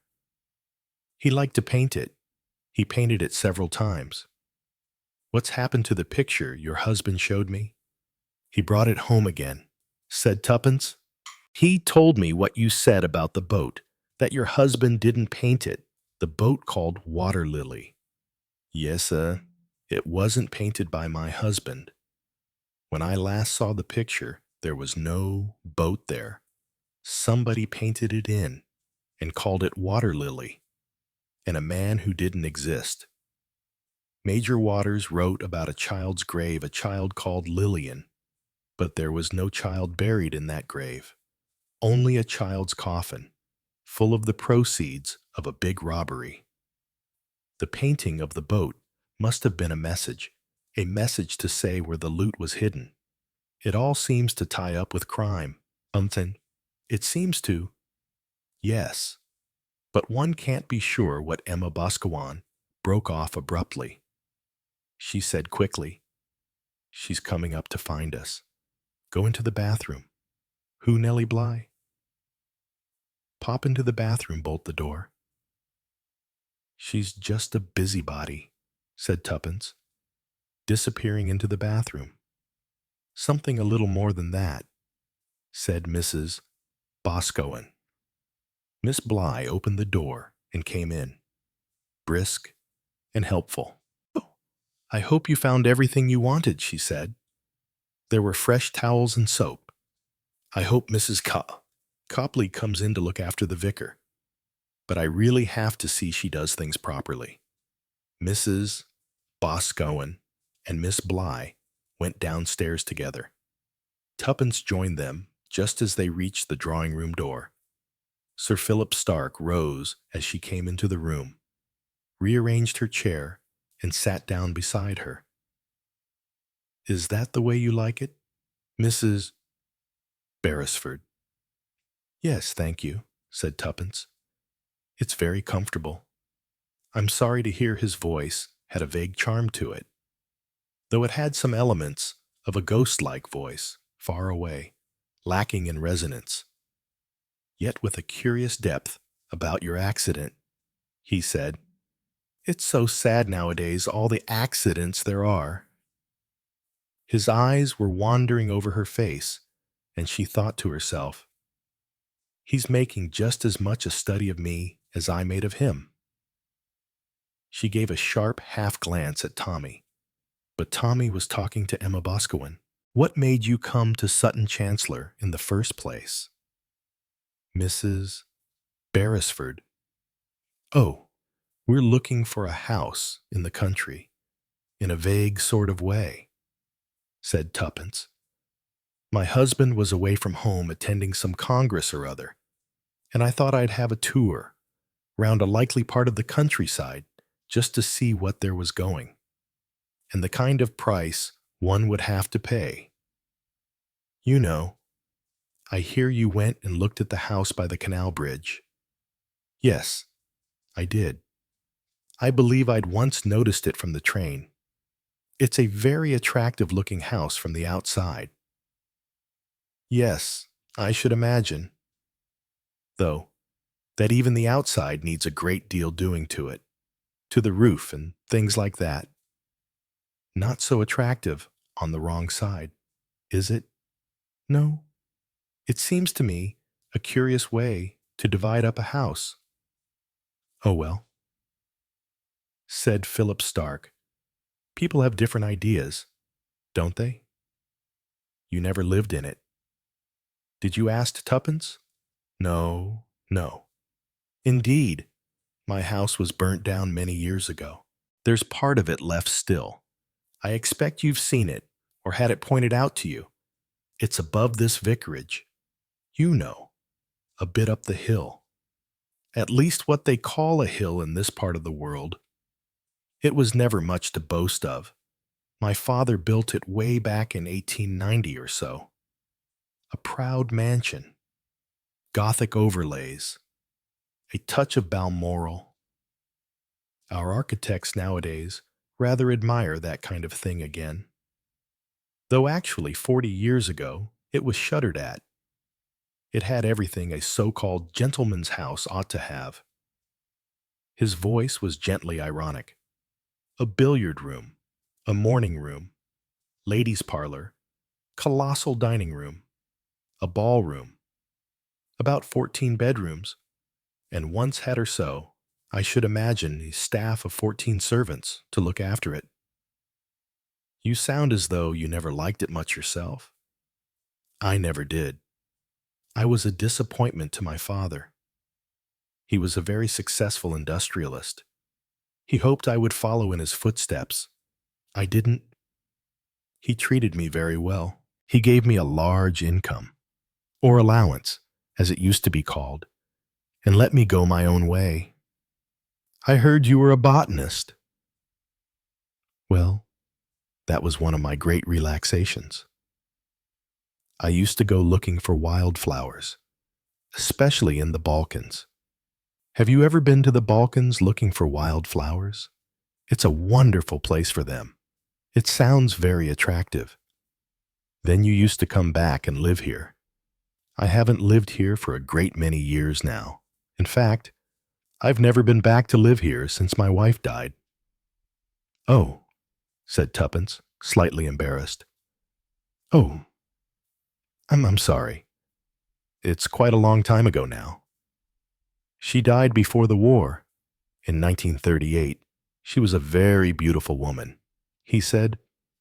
"Do you have pictures of her in your house here still?" "Oh, no. The house is empty. All the furniture, pictures and things were sent away to be stored. There's just a bedroom and an office and a sitting room where my agent comes. Or I come if I have to come down here and see to any estate business.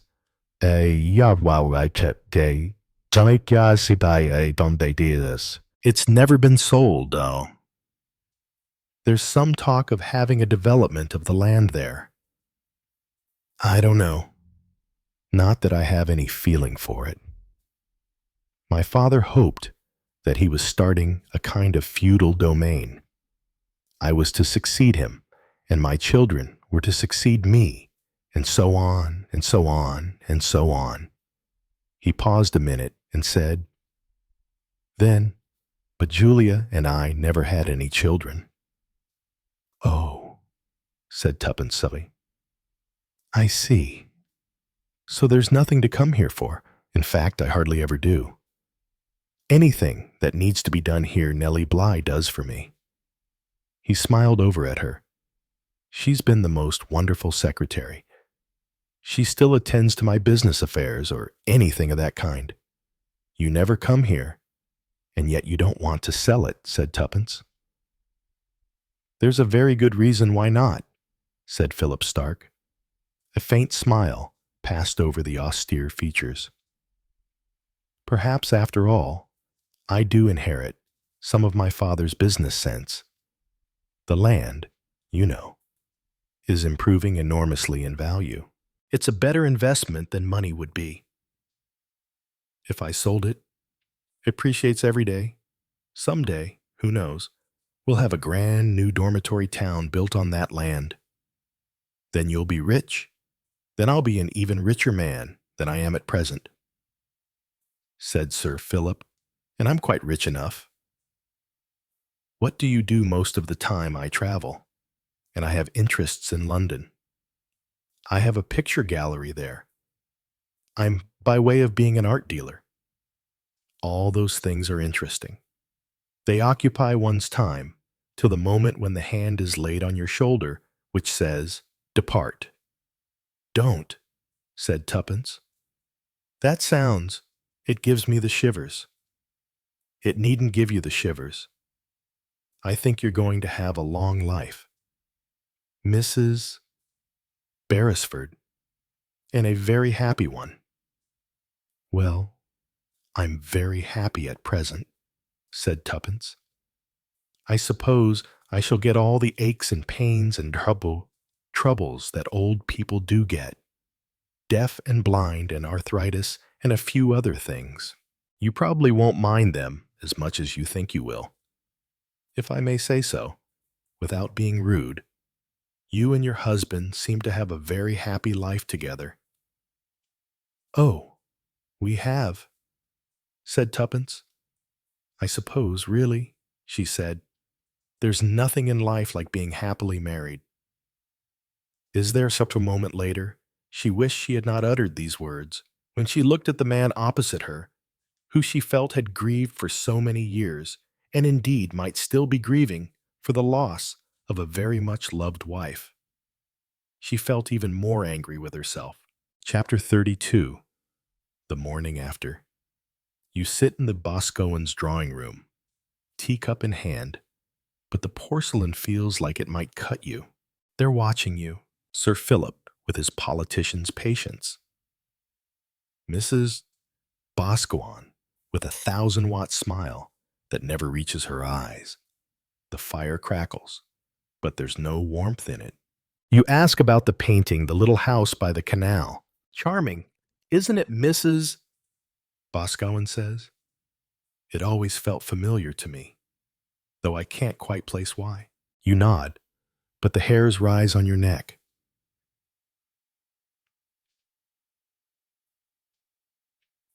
You've seen that house before, not in a dream, not in memory, in blood.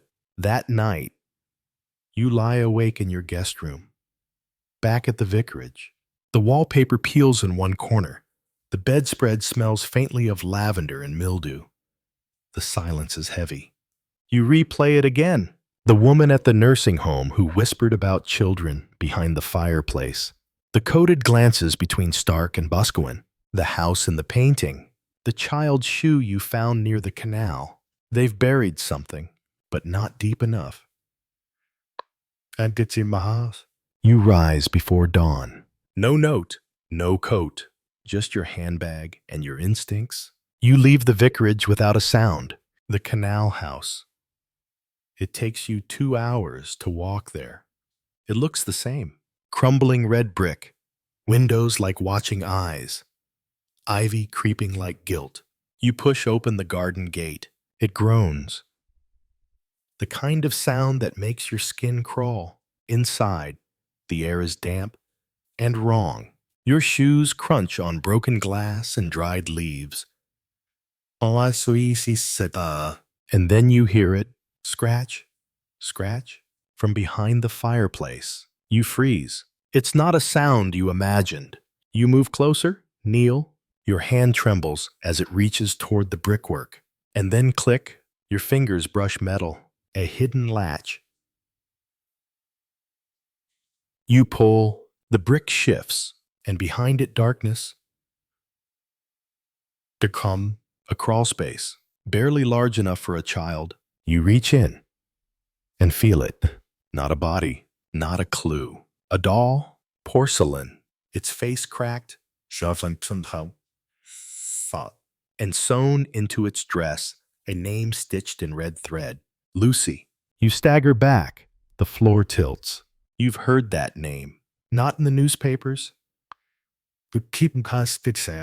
In the whispered bedtime stories, the old women in the nursing home weren't supposed to tell. Lucy, who saw. Lucy, who spoke. Lucy, who vanished. And the last thing she said before she disappeared, they live under the house. The ones who wear nice clothes, but have dead eyes. You don't remember leaving. You don't remember the walk back. All you know is that when you reach the vicarage, there's something waiting on your pillow. A daisy, fresh, white, innocent, deadly. Chapter 33, The Girls Who Don't Grow Up. The daisy on your pillow is still wet. You hold it by the stem and stare at the way the petals seem too perfect, like they were arranged by someone who doesn't understand what innocence really means. There's no note, no calling card, just the bloom and the unspoken threat buried inside it. You burn it in the fireplace. It doesn't scream. That morning, you call Miss Mullins, the nurse, who left Greenways quietly after the incident with Mrs. Lancaster. She answers on the third ring. You don't introduce yourself. You just say, Lucy's doll is real. There's a long silence. Then she breathes one word. Run. You don't run. You drive. Back to Sutton Chancellor, the churchyard, the records. You sit in the back room of the rectory with damp-smelling books and brittle parish registers. You turn page after page. Baptisms, confirmations, burials. The same names repeat. Stark, Boscawen, Lake, and one other, Dr. Corbett. You remember the name from the nursing home files. You remember the face, a photograph, clipped to a decades-old article.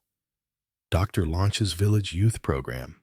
He's standing with 4 children in front of the canal house. One girl clutches a doll. You lean closer. It's Lucy. You trace her fate through the papers.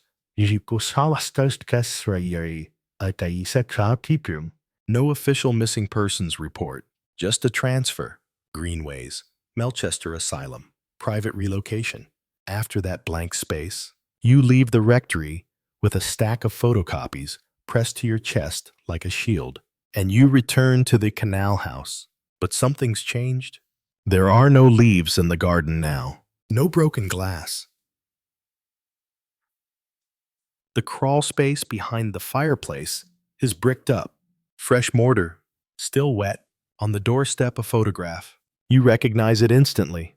Yourself, taken this morning from behind, and written on the back in the same red ink as Lucy's doll dress. You're looking in the wrong direction. The girls who don't grow up never really leave. Back at the vicarage, the kitchen clock has stopped. Julian isn't home, but someone's been here. Your cup is still warm, and pinned to the kitchen curtain with a sewing needle, a ribbon, child-sized, pale pink, embroidered with a daisy. You sit down, because if you don't, your knees will fold.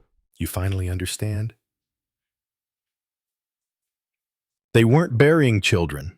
They were preserving them, freezing them in memory, hiding them in minds too old to scream.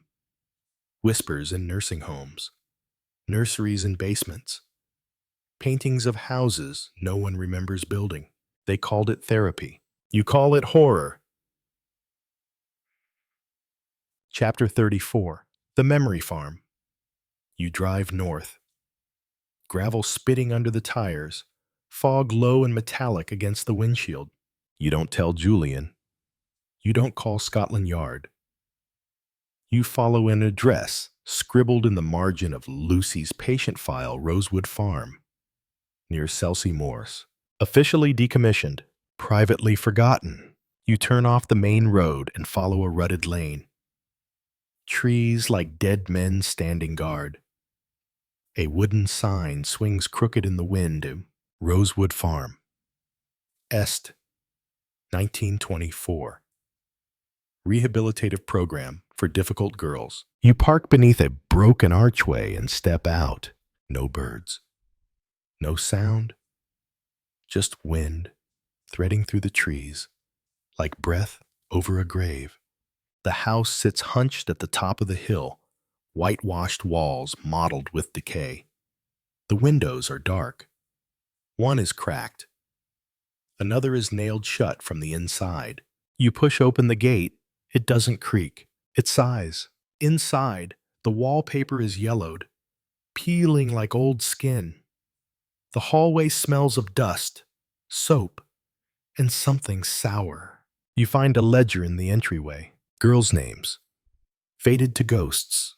Lucy, Annette, Miriam, Jude, Rose. A red line through every one, except one. No name, just a number 33. Beside it, withdrew. Memory incomplete. Reassigned. You look up.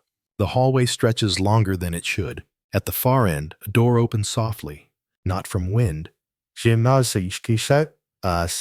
From within. You walk, step by step. Breath shallow. Fingers grazing the wall for balance. The door at the end leads to a nursery. But not the kind meant for lullabies.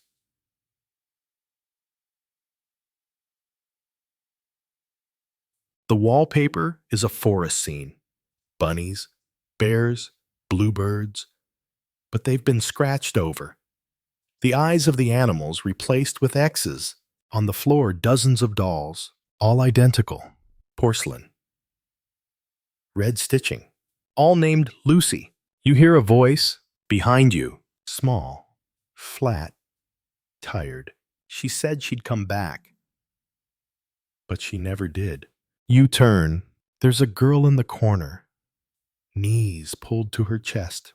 8 years old, maybe, hair tied with a pink ribbon. She looks up.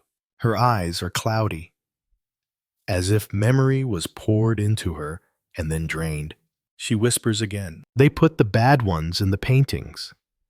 They only let the obedient ones grow up. You kneel slowly. What's your name? She frowns, then shrugs. They call me Lucy. You reach for her hand. It's ice, but real, alive.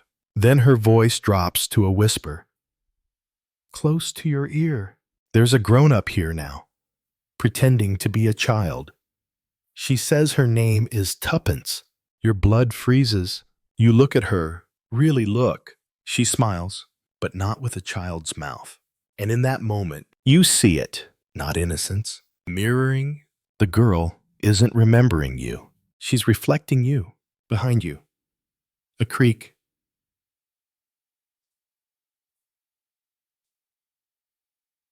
The door closes. You are not alone. And this isn't a nursery. It's a theater for ghosts. Chapter 35. The painted ones you don't move. The girl, the Lucy, that isn't Lucy, still sits with her hands folded, ankles crossed just so. A posture too precise for a child. A mimicry. A performance. And behind you, something else waits. The nursery is cold now. Colder than it should be. You turn slowly. There are paintings on the wall you hadn't noticed before. Small portraits. Watercolor. All framed in oak. You step closer. They're all children. Girls, ages 6 to 12. Different names on each brass plate. Annabelle, Miriam, Jude, Eliza. But the faces, they're all the same. Different hair, different ribbons, different dresses, the same eyes, the same mouth, the same girl, the same expression. Not fear, not innocence. Observation. Like they're watching you. You reach for one of the frames. As your fingers graze the glass, you feel it, warm, not like sunlight, like breath. Behind the glass, the air shifts, a whisper, close as your own thoughts. The mind forgets the body, but the soul remembers its face. You jerk back. The girl behind you stands now, no longer smiling. She speaks in a voice that isn't hers. They painted us to keep us quiet, hung us up to keep us still. But memory leaks, especially when the names don't match the faces anymore. You run down the hallway, through the cracked foyer, out into the lightless day. You drive without knowing how long. The road melts behind you. Back in the village, the church is locked. The vicarage is silent. Your hands shake as you unlock the front door. And on the hallway floor, a new painting leans against the wall. Tinsel. Wrapped in brown paper, you tear it open. The frame is gold. The paint still wet. The subject, you, sitting in the nursery chair, hands folded, eyes empty. And at the bottom, in careful brass, portrait number 34. Lucy. You stagger back, trip, fall, and as you lie there, gasping, heart a fist in your chest, you remember something, a name whispered once, in a fever dream, or maybe a forgotten therapy session, from a time before you were Tuppence, before you chose this name, a girl sitting in a nursery, learning how to copy faces, learning how to sit still in paintings, and behind her, a woman's voice. You'll be someone better. Lucy. Someone quieter. Someone who forgets what she saw. Chapter 36. Lucy is a lie. You sit on the floor of your own hallway, staring at your painted face. The canvas leans against the wall like a threat left by someone who knows you better than you know yourself. Portrait number 34, Lucy. You laugh, quiet, hollow. Not because it's funny, but because it's finally not. Because you don't remember being Lucy, but someone, somewhere, remembers it for you. You bury the painting behind the coal shed, not to hide it, but to delay the moment it speaks again. That night, you dream in reverse. The walls of Rosewood Farm bleed paint. The nursery dolls rise like roots, breaking through floorboards. Children run down hallways with blank eyes and mouths full of names that don't belong to them. And in the center of it all, you, but not you. A girl with your face, your hair, but the wrong voice. She whispers, "I was real once, and then you were made from me." You wake drenched in sweat, a name in your mouth you don't recognize. You write it down. Miriam A. Lock. You don't know who she is, but the handwriting looks like yours. The next morning, you visit Greenways one last time. The receptionist pretends not to recognize you. The records are missing. Burned, she says. Faulty boiler incident. But Nurse Mullins meets you outside, in the fog. Without speaking, she hands you a folder. You open it. Inside, a therapy transcript. Subject 34. Lucy. First entry. The patient imitates others compulsively. Her own sense of self appears to be malleable. She mirrors language, affect, tone. Final note. Integration. Successful. Patient now responds only to new assigned name. Subject renamed Prudence Tuppence Beresford. Your knees buckle. The name isn't yours. Or maybe it is now, but it wasn't first. You were made, not born. You sit on a bench overlooking the canal. The same canal from the painting. You're painting. You used to chase criminals. Now you don't know if you are one. And that's when you hear it. A voice, high, young, but close. You turn, a girl with wide eyes. Porcelain doll clutched to her chest. Ribbon in her hair. She stares at you, then says, they're painting a new one. And she looks like you too. Chapter 37. Unmaking Lucy. You wait until midnight. The vicar's gone to bed. The house is quiet. The clock ticks like a countdown you've only just learned to hear. You dress in silence. Flat shoes, gloves, no flashlight. The church key still hangs on the hook by the pantry. You take it. The wind nearly rips the key from your hand as you cross the garden path. The trees bend like they're turning away. Inside the church, it's colder than the air outside. The nave is empty. But you don't stop there. You pass the altar, through the vestry, to the panel behind the old confessional, the one you were never meant to open. You pry it loose, and there behind it is a staircase, stone, worn from centuries of footsteps no one remembers.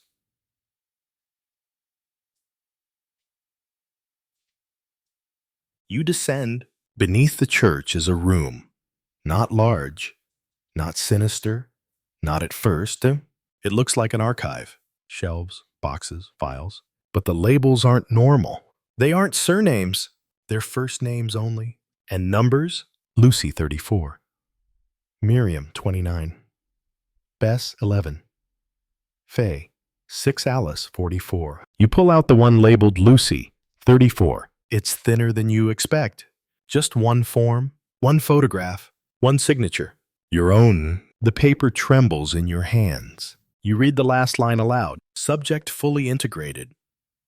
Original self unconfirmed.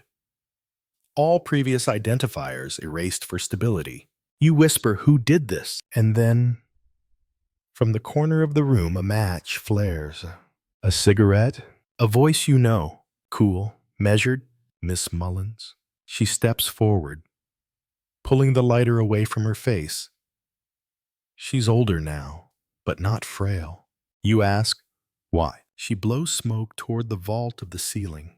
Because children remember things that get adults killed, and some of them were never meant to grow up. She walks to a shelf, pulls out a file. Prudence, 35. Holds it out to you. We tried to give you something better. A cleaner story, a man, a name, a cause.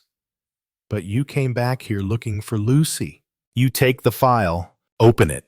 Inside a mirror, no paper, no name, just your face. And beneath it, engraved into the frame, if you must know, break the glass. You raise the file, your fingers tremble. Then you smash it against the stone wall. Kanshai-sama. Glass splinters. A single key drops out.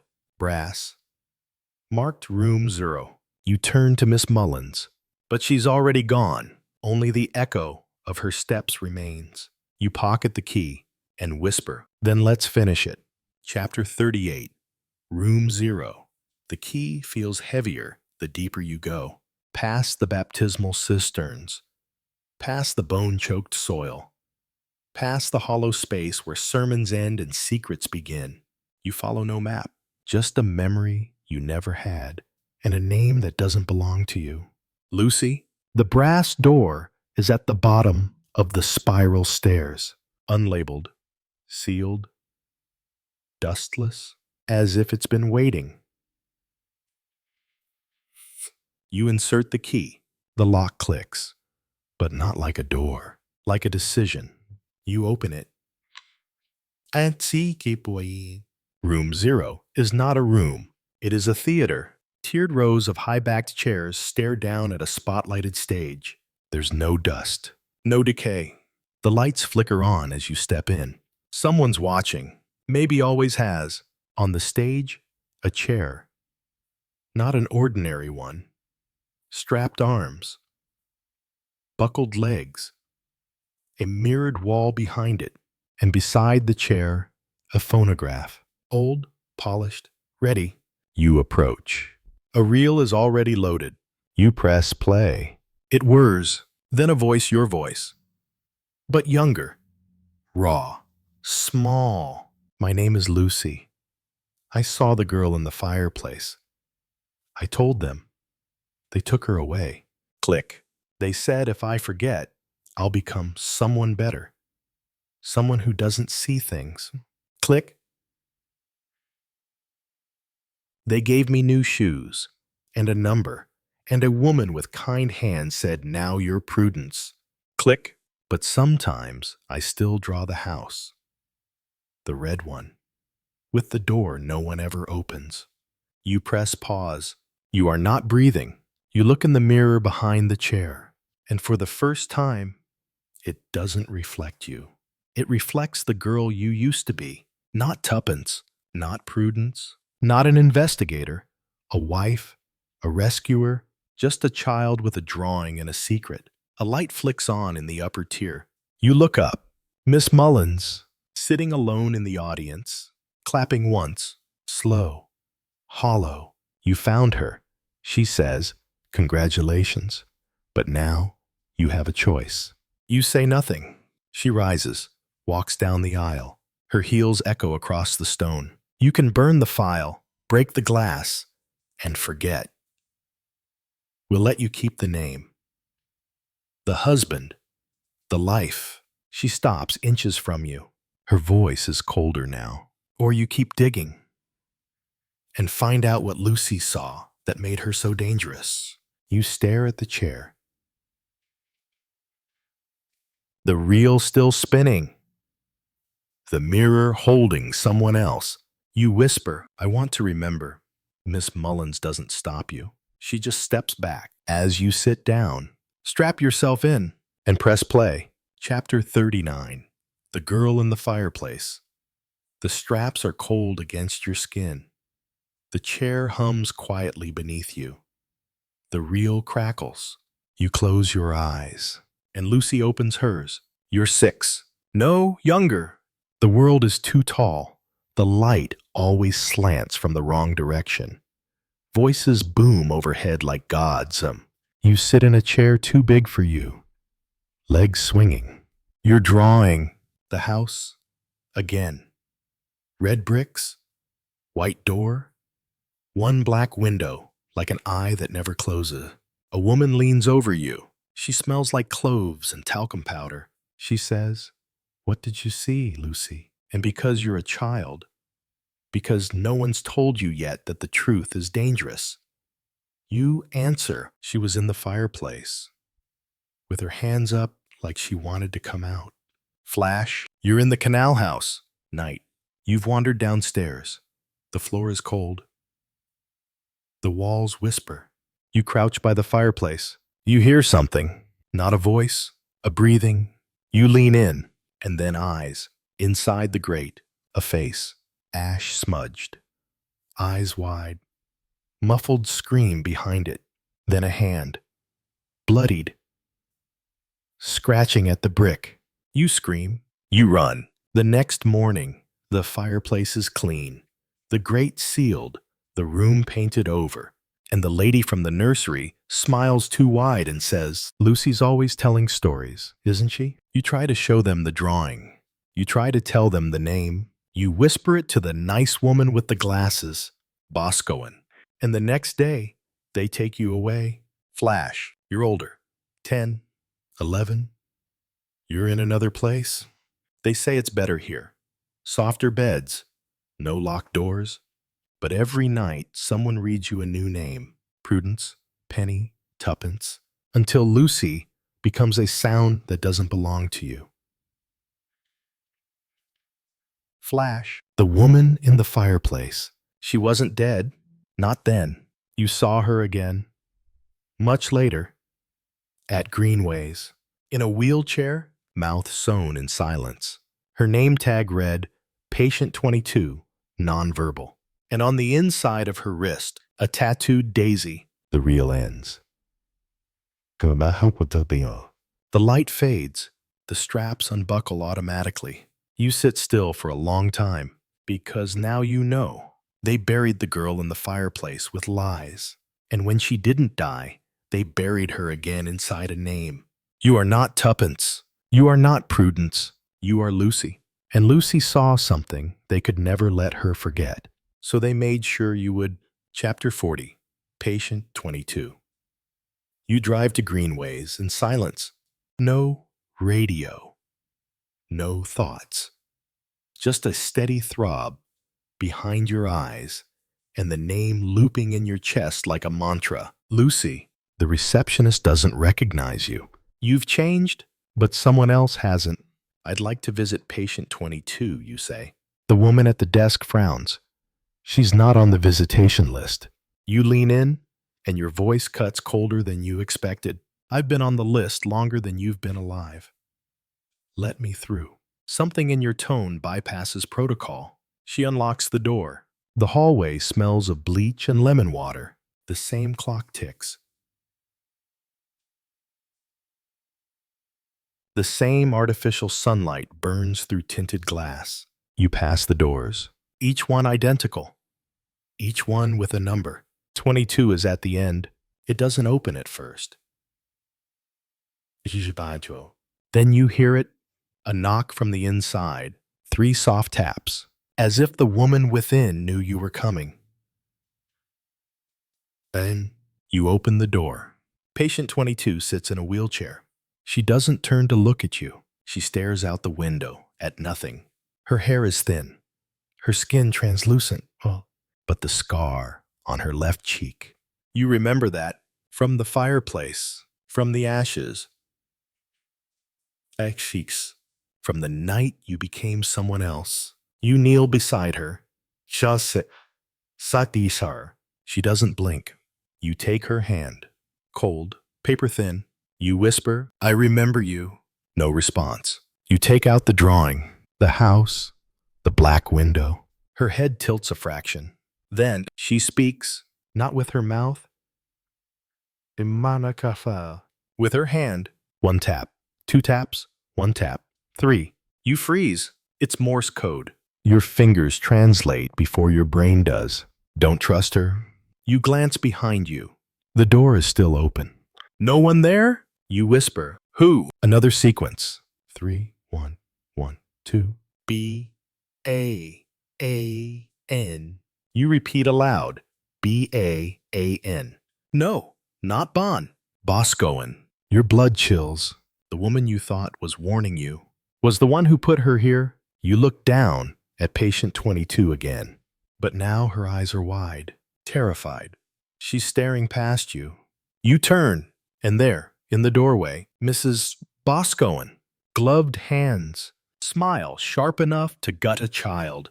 Well, she says, we tried to unmake you, and still you came back. She lifts a hand, a syringe, half-filled, something cloudy inside. You step between her and patient 22. You don't speak. You just reach into your coat, and this time, it's not a bluff. Your hand closes on the handle of the fire axe from the emergency box outside the ward. You raise it slowly. Mrs. Bosco's smile falters, not from fear, but from recognition. Ah, she says. That's the Lucy I remember. Chapter 41. The House with No Door. You don't swing the axe. You don't have to, because Bosco sees it in your eyes. You remember, not just what they buried, not just the face in the fireplace. You remember who you were before the stories began, and you are no longer afraid to be her. She lowers the syringe, laughs softly. You were always the most difficult one, Lucy. But you forget difficult girls are easy to erase. You step forward, not anymore. The fire starts in the wardroom. You don't light it, but someone does. Miss Mullins? Maybe. Or one of the forgotten girls who never got a file. You guide patient 22 out through the smoke. You carry her down the hall as the alarms scream, as the past cracks in heat and flame. Outside, someone is waiting. Miss Marple, she holds a shawl. A quiet resolve. She's known all along. She helps you lower the woman into the grass. Patient 22's hand curls around yours like a child's.